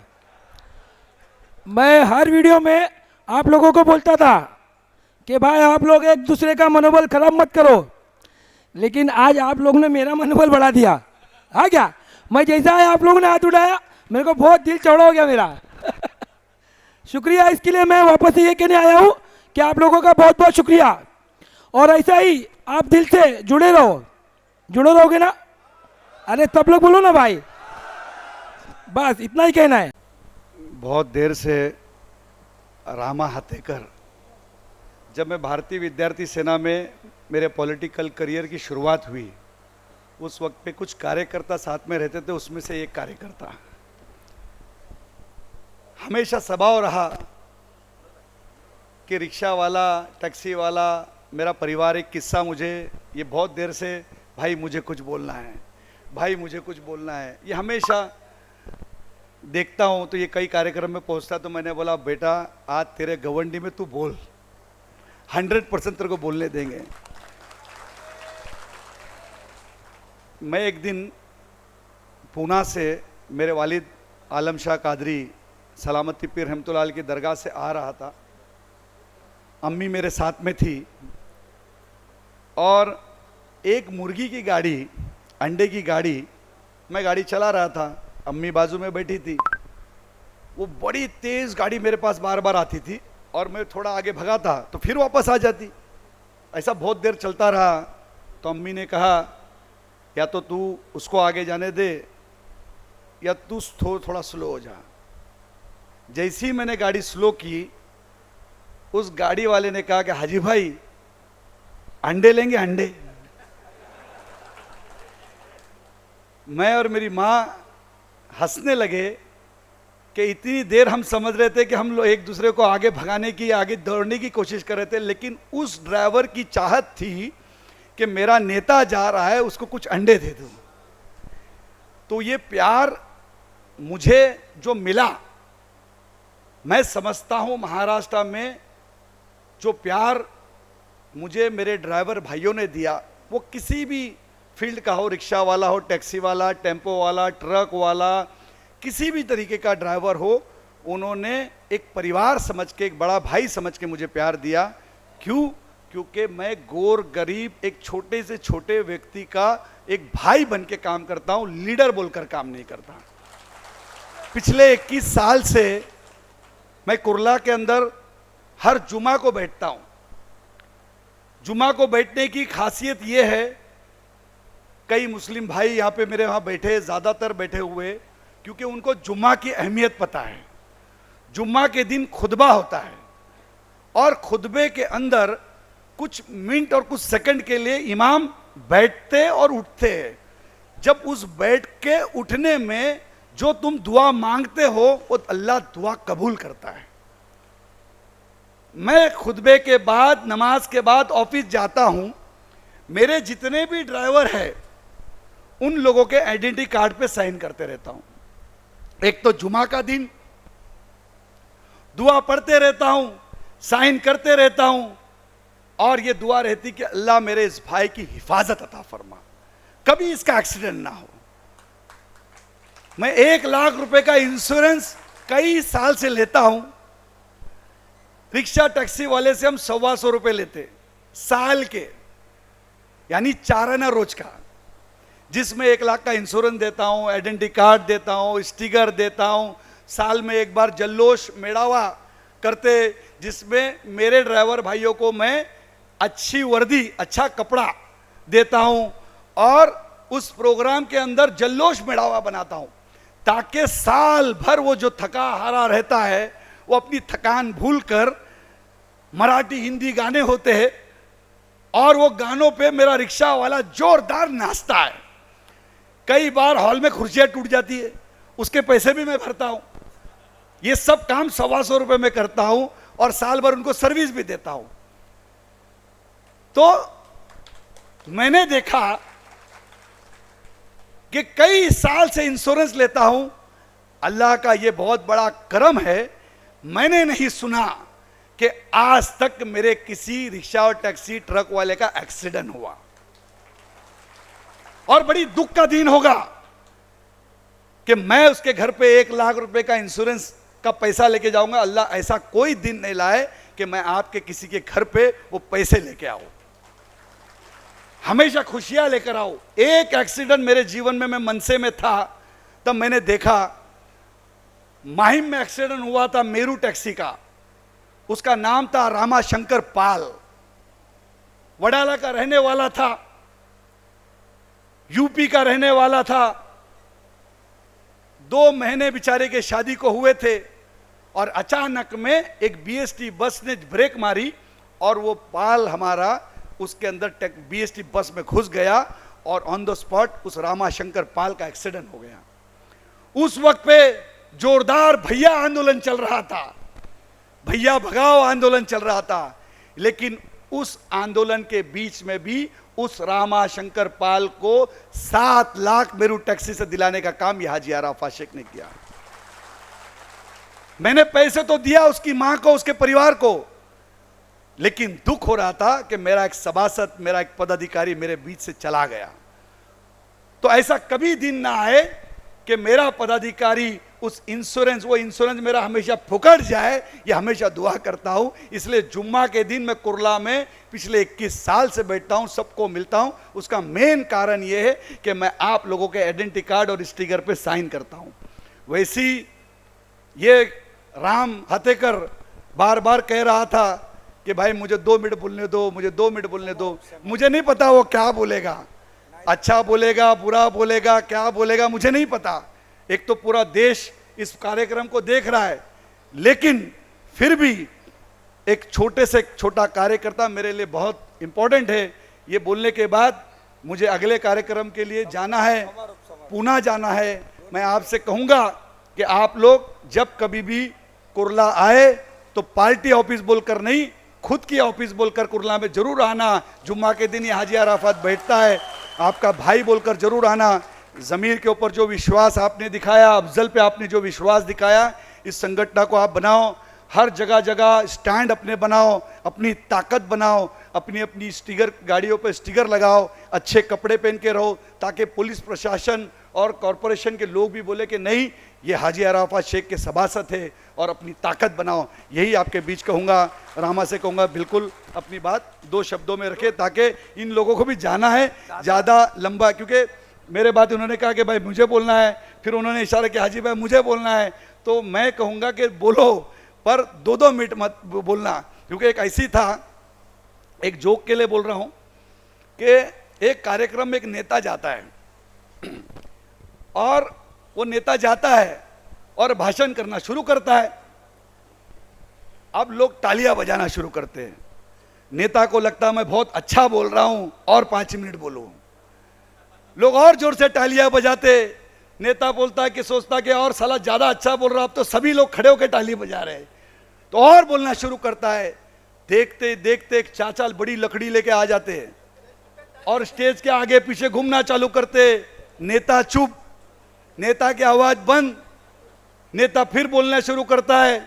फिर दूसरा एक रिक्शा वाला बड़ी उससे लंबी लकड़ी लेके आता है, तो नेता को समझ में नहीं आता ये क्या, और अब तक तो तालियां बजा रहे थे, अभी तो लकड़ी लेके स्टेज के आजू बाजू घूम रहे। तो नेता को कहते कि आप बिंदास बोलो, कोई प्रॉब्लम नहीं, हम तो उसको ढूंढ रहे जिसने आपको भुलाया है। तो ऐसा ना हो, इसीलिए मैं शॉर्टकट में कहूँगा कि आप जितनी बातें रखो, मुद्दे की बातें रखो, कम बातें रखो, और खास तौर पर गुटखा नहीं खाना, दारू नहीं पीना। ये आपसे दिल की गहराई से गुजारिश कर रहा हूं कि मैं कई रिक्शा चालक को देखता हूं कि टाटा हॉस्पिटल के अंदर कैंसर के अंदर जो ज़्यादा संख्या जो जा रही है रिक्शा टैक्सी वालों की जा रही है। आज गुटखा खाते हुए अच्छा लग रहा है, मेहरबानी करना अपने बच्चों के लिए, अपने परिवार के लिए। आप बड़ी बड़ी दूर दूर से एक सोच लेके आए हो, तो उस सोच को आप काम करो। वो पैसे बचाकर अपने बच्चों के लिए ले जाओ, फल फ्रूट खाओ, पर गुटखा बिल्कुल मत खाओ। ये आपसे कहने के लिए एक दोस्त नाते, भाई नाते, एक परिवार का एक हिस्सा बनने के नाते, कि आप मुझे हाथ उठा के कहेंगे कि आज के बाद आप गुटखा नहीं खाएंगे, बिल्कुल गुटखा नहीं खाएंगे, और जो गुटखा खाता है उसको भी रोकेंगे, रास्ते पे नहीं थूकेंगे, स्वच्छ कपड़े पहन के रहेंगे, बाल बना के रहेंगे, ब्रश करके निकलेंगे। ये सारे काम, ये चीज करो, ये आपकी सेहत के लिए बहुत अच्छा है। जय हिंद, जय महाराष्ट्र। विश्वरत्न डॉक्टर बाबासाहेब आंबेडकर चालू आहे। विश्वरत्न डॉक्टर बाबासाहेब आंबेडकर, शाहू फुले आणि छत्रपती शिवाजी महाराज यांना मी नमन करतो।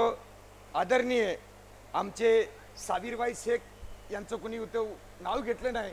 साबीरबाई आम्हाला देवासारखे हाजीबाईच्या पाठी उभा राहिले, आणि माझा वडील आलमबाई आणि आमचा एक खान डॉक्टर होता लोखंडे मार्गला, ही मला हाजीबाईची आई आजारी पडला, राम तुला ताप आलाय, राम खान डॉक्टर तुला फुकट दवा देणार।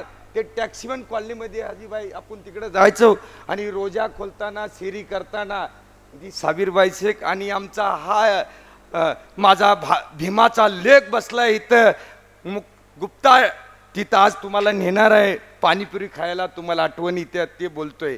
मनोज रामराजे आठवले साहेब दिल्लीत, आम्ही दोघं आठवले साहेबाच्या गल्लीत। जय भीम, जय महाराष्ट्र। माझ्या भाईला एकदा केंद्रामध्ये मंत्री होऊ दे अल्पसंख्याक, एवढी शुभेच्छा देतो। जय हिंद, जय होलार, जय धनगर, जय महाराष्ट्र।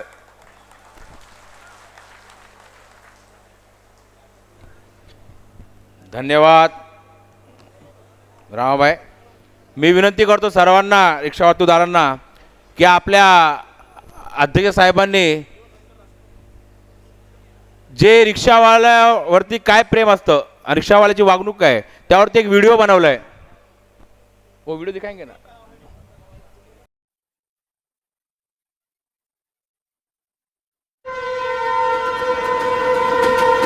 हाँ यार, मैं बहुत टेंशन में आ गई थी। वो तो भागते भागते लास्ट ट्रेन पकड़ी, वरना छूट जानी थी। क्या करूँ, डबल शिफ्ट नहीं करूँगी तो घर का गुजारा कैसे होगा? ऊपर से अम्मी के इलाज के लिए पैसे भी तो जमा करने हैं। अगला स्टेशन। अच्छा सुन, अम्मी का फ़ोन आ रहा है और मेरा स्टेशन पे आ गया। हाँ मैं तुझसे घर पहुंच के बात करती हूँ, ठीक है?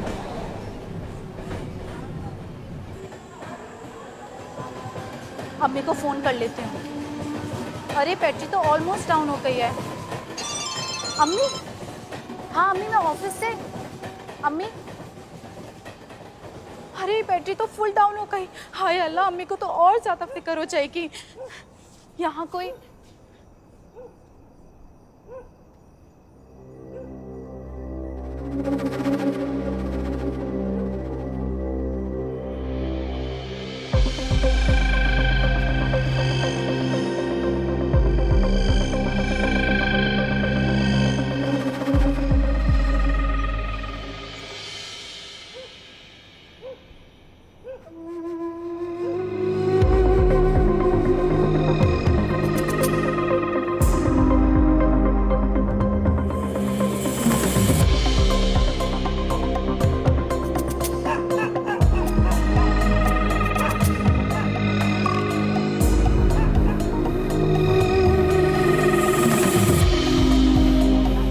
मैडम आपको कहाँ जाना है?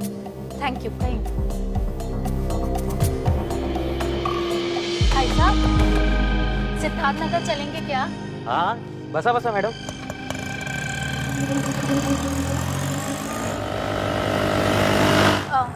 भाई साहब, आपके पास फोन है? हाँ क्या मैं एक कॉल कर सकती हूँ? हाँ हाँ लीजिए।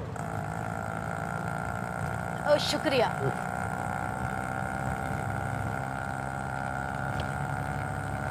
हेलो, हाँ अम्मी। हाँ अम्मी, मैं ऑटो में हूँ, बस थोड़ी देर में घर पहुँच रही हूँ। जी अल्लाह हाफिज। हाँ भाई साहब, शुक्रिया। भैया आप आगे से राइट ले लीजिएगा। ये सामने जी।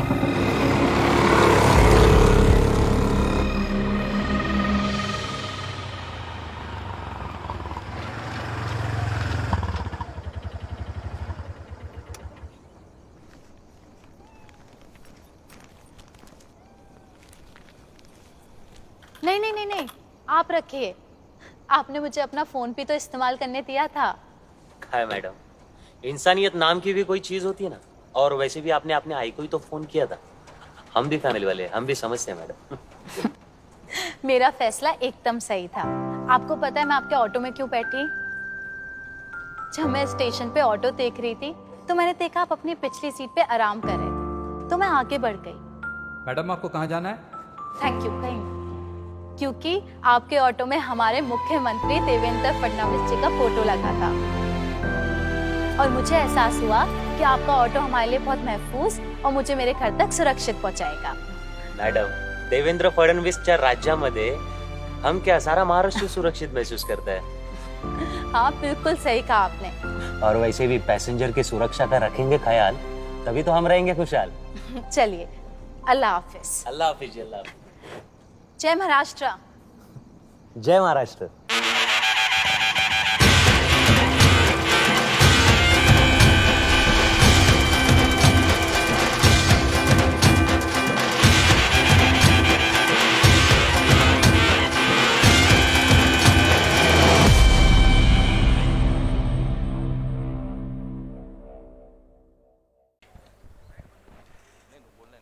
महाराष्ट्राचे आराध्य छत्रपती शिवराय, राज्यघटनेचे शिल्पकार डॉक्टर बाबासाहेब आंबेडकर आणि ज्यांचं नेतृत्व आपण मान्य केलं, या महाराष्ट्राने गोरगरीब जनतेने मान्य केले आणि ज्यांनी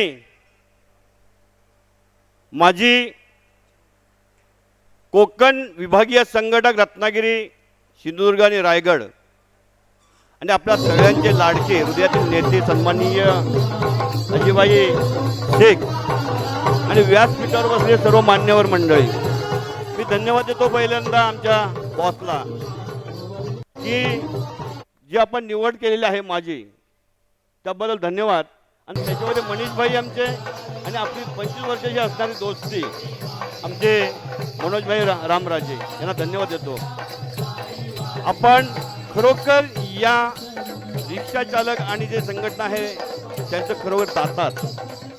मी आपलं काम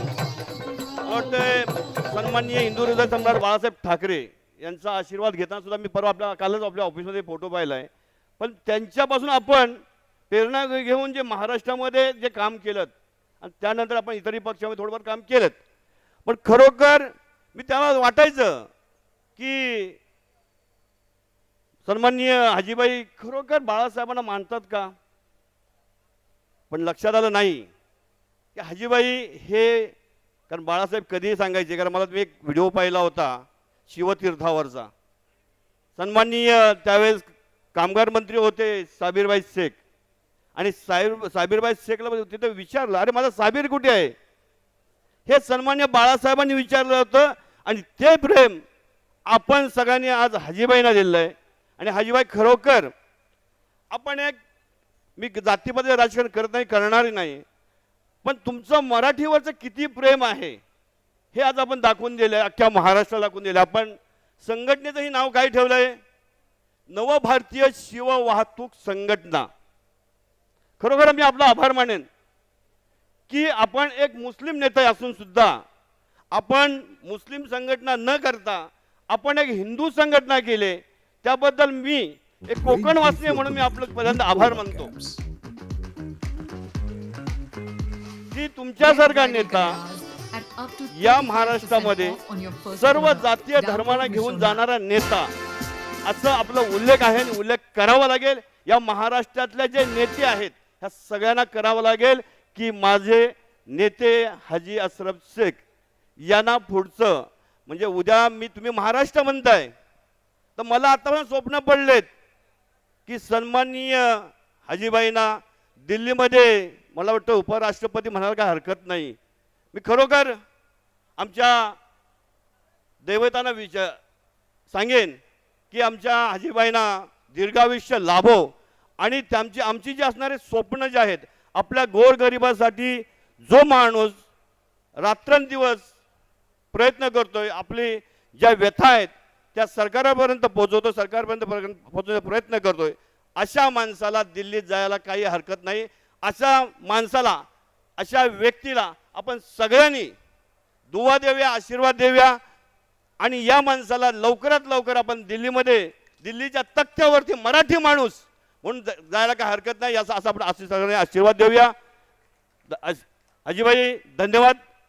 आणि त्याही पेक्षा की शासनाने, सरकारने काढले की मराठी बोला. मगाशी आपण मंत्री महोदयांनी सांगितलं होतं की आपल्याला 1 महिन्याचा टायमिंग दिला आहे, पण मला वाटतं गरज नाही आहे की आपण या पुस्तिकेमध्ये मराठी भाषा जी कशी असते याचा आपण त्याच्यामध्ये उल्लेख केला आहे. म्हणजे आपल्याला कुठेही क्लास लावायचं किंवा कुठेही शिक्षक कोण असायचं आपल्याला शिकवण्याची गरज नाही. याच्यामध्ये आपल्या नेत्याने आपल्याला सगळं मराठीमध्ये, हिंदीमध्ये जे काय आहे त्याचं मराठीमध्ये ट्रान्सलेशन केलेलं आहे. त्याच्यामुळे आपल्याला कुठेही क्लास लावायची गरज नाही आणि कुणाचीही मला मराठी बोलवा, शिकवा अशी म्हणण्याची सुद्धा गरज भासवू दिली नाही. असे हे आपले नेते जे मराठीवरती प्रेम करतात, मराठीवर यांचा प्रेम आहे, असे नेते सन्माननीय हाजीबाई यांना मी कोकणवासियातून एकदा हार्दिक शुभेच्छा देतो. साहेब, मला या ठिकाणी आपण माझी कोकणवासीय म्हणून निवड केलीत, कोकण संघटना निवड केलीत, आपल्या विश्वासाला कुठेही तडा जाऊ देणार नाही. सन्माननीय माझे मित्र, कारण आपण एकाही पक्षामध्ये होतो, सन्माननीय मित्र माझे मनीषभाई असतील, माझे मित्र आमचे ज्येष्ठ मार्गदर्शक आहेत आमचे मनोजभाई रामराजे, या सगळ्यांची, आपल्या तिघांची स्वप्न लवकरात लवकर पूर्ण होईल आणि यानंतर आपण एक कोकणामध्ये एक मेळावा आपण घेऊया अशी मी या ठिकाणी आपल्याला ग्वाही देतो. थांबतो. जय हिंद, जय महाराष्ट्र. तत्पूर्वी आपण सगळ्यांनी हात वरती करायचं आहे. भारत माता की, भारत माता की, वंदे वंदे. धन्यवाद. जय हिंद, जय महाराष्ट्र. आपण कार्यक्रम समारोप करत आहे. राष्ट्रगीत सर्वांना उभे राहावे.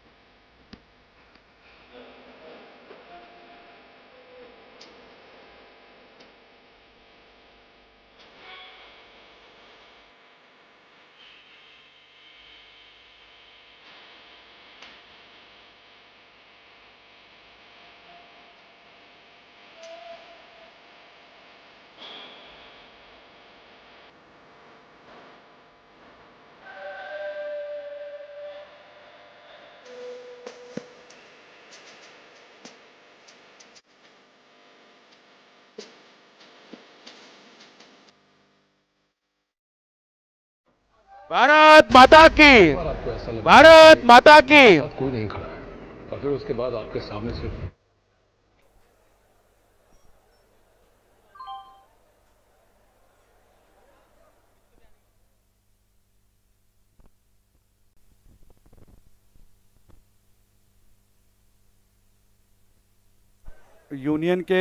यूनियन के माध्यम से अपने सभासद को कपड़ा दिया जाता है, यानी ड्रेस। तो अपने विभाग अध्यक्ष ज़मीर खान, उनसे आप कांटेक्ट कीजिए। जिन जिन लोगों के पास कार्ड है वो कार्ड आपको रिटर्न देना है और अपना अपना कपड़ा लेके जाना है।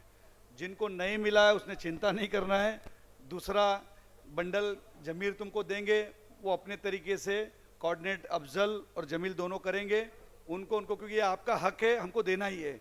और अगर कभी जो सभासद है तो सभासद का आइडेंटिटी कार्ड है, उनको बोलो बाई चांस अगर उन तक भी नहीं पहुंचा तो कुरला कार्यालय के अंदर मैं आपका भाई बैठा हूं, चिंता करने का नहीं, बिंदास आके लेके आना, लेकिन कपड़े पहनने का, पूरे बटन लगाने का। हर 6 महीने में देता हूं, ये मैं मेरे तरफ से देता हूं, कोई बाहर से पैसा नहीं, सरकार से पैसा नहीं, कोई बाकी की मदद नहीं, ये अपनी यूनियन का हक है। जब कोरोना आया तो कोरोना में आने के बाद जब हालात अचानक में हुई तो मैंने किसी से पूछा नहीं, जितना पैसा अकाउंट में वातुक संगठन के था सब आप लोगों को बांट डाला। किसी को राशन बांटा, किसी को ऑनलाइन पैसे बांटा, क्योंकि ये आपके ही पैसे थे, आपके सभासद के मेंबरशिप के पैसे थे। तो ये आपका हक है, 100% मिलेगा, इसमें कोई भी चिंता करने का नहीं। जो जमीर से कांटेक्ट कर रहा है जमीर से कांटेक्ट करो, जो हमारा अफजल उपाध्यक्ष है उनसे कांटेक्ट करो, उनसे कांटेक्ट करो। अपना स्टिकर अपनी अपनी गाड़ी पे लगाओ, अपना मेंबरशिप करो और मेंबरशिप फॉर्म भरते वक्त एड्रेस परफेक्ट डालना, क्योंकि सरकार की योजना आपके मोबाइल पे आनी चाहिए। हो सकता है कि वो योजना आपके काम में आए, हो सकता है लोन, बहुत सारी ऐसी चीज़ें आती रहती जो आप तक के पता ही नहीं चलता।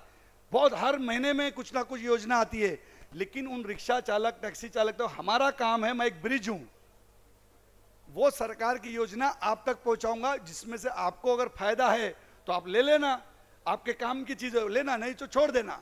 तो ये समझ लेना कि कभी किसी को लोन चाहिए, किसी को मौलाना आज़ाद का फंड चाहिए, किसी को स्कूल की फी चाहिए, किसी बच्चे का एडमिशन चाहिए, किसी का राशन कार्ड का प्रॉब्लम है, ऐसी कई सारी चीज़ें मैं शुक्रवार के दिन बैठता हूं। तो करना, जिसको कार्ड मिला है उसका 100% इनके पास मैं कपड़े देके अभी करूंगा तो पूरा भीड़ हो जाएगी, क्योंकि मुझे पता है कि इन्होंने लाए होंगे 200-300 ड्रेस और यहाँ पे 1000 से ज़्यादा लोग दिख रहे।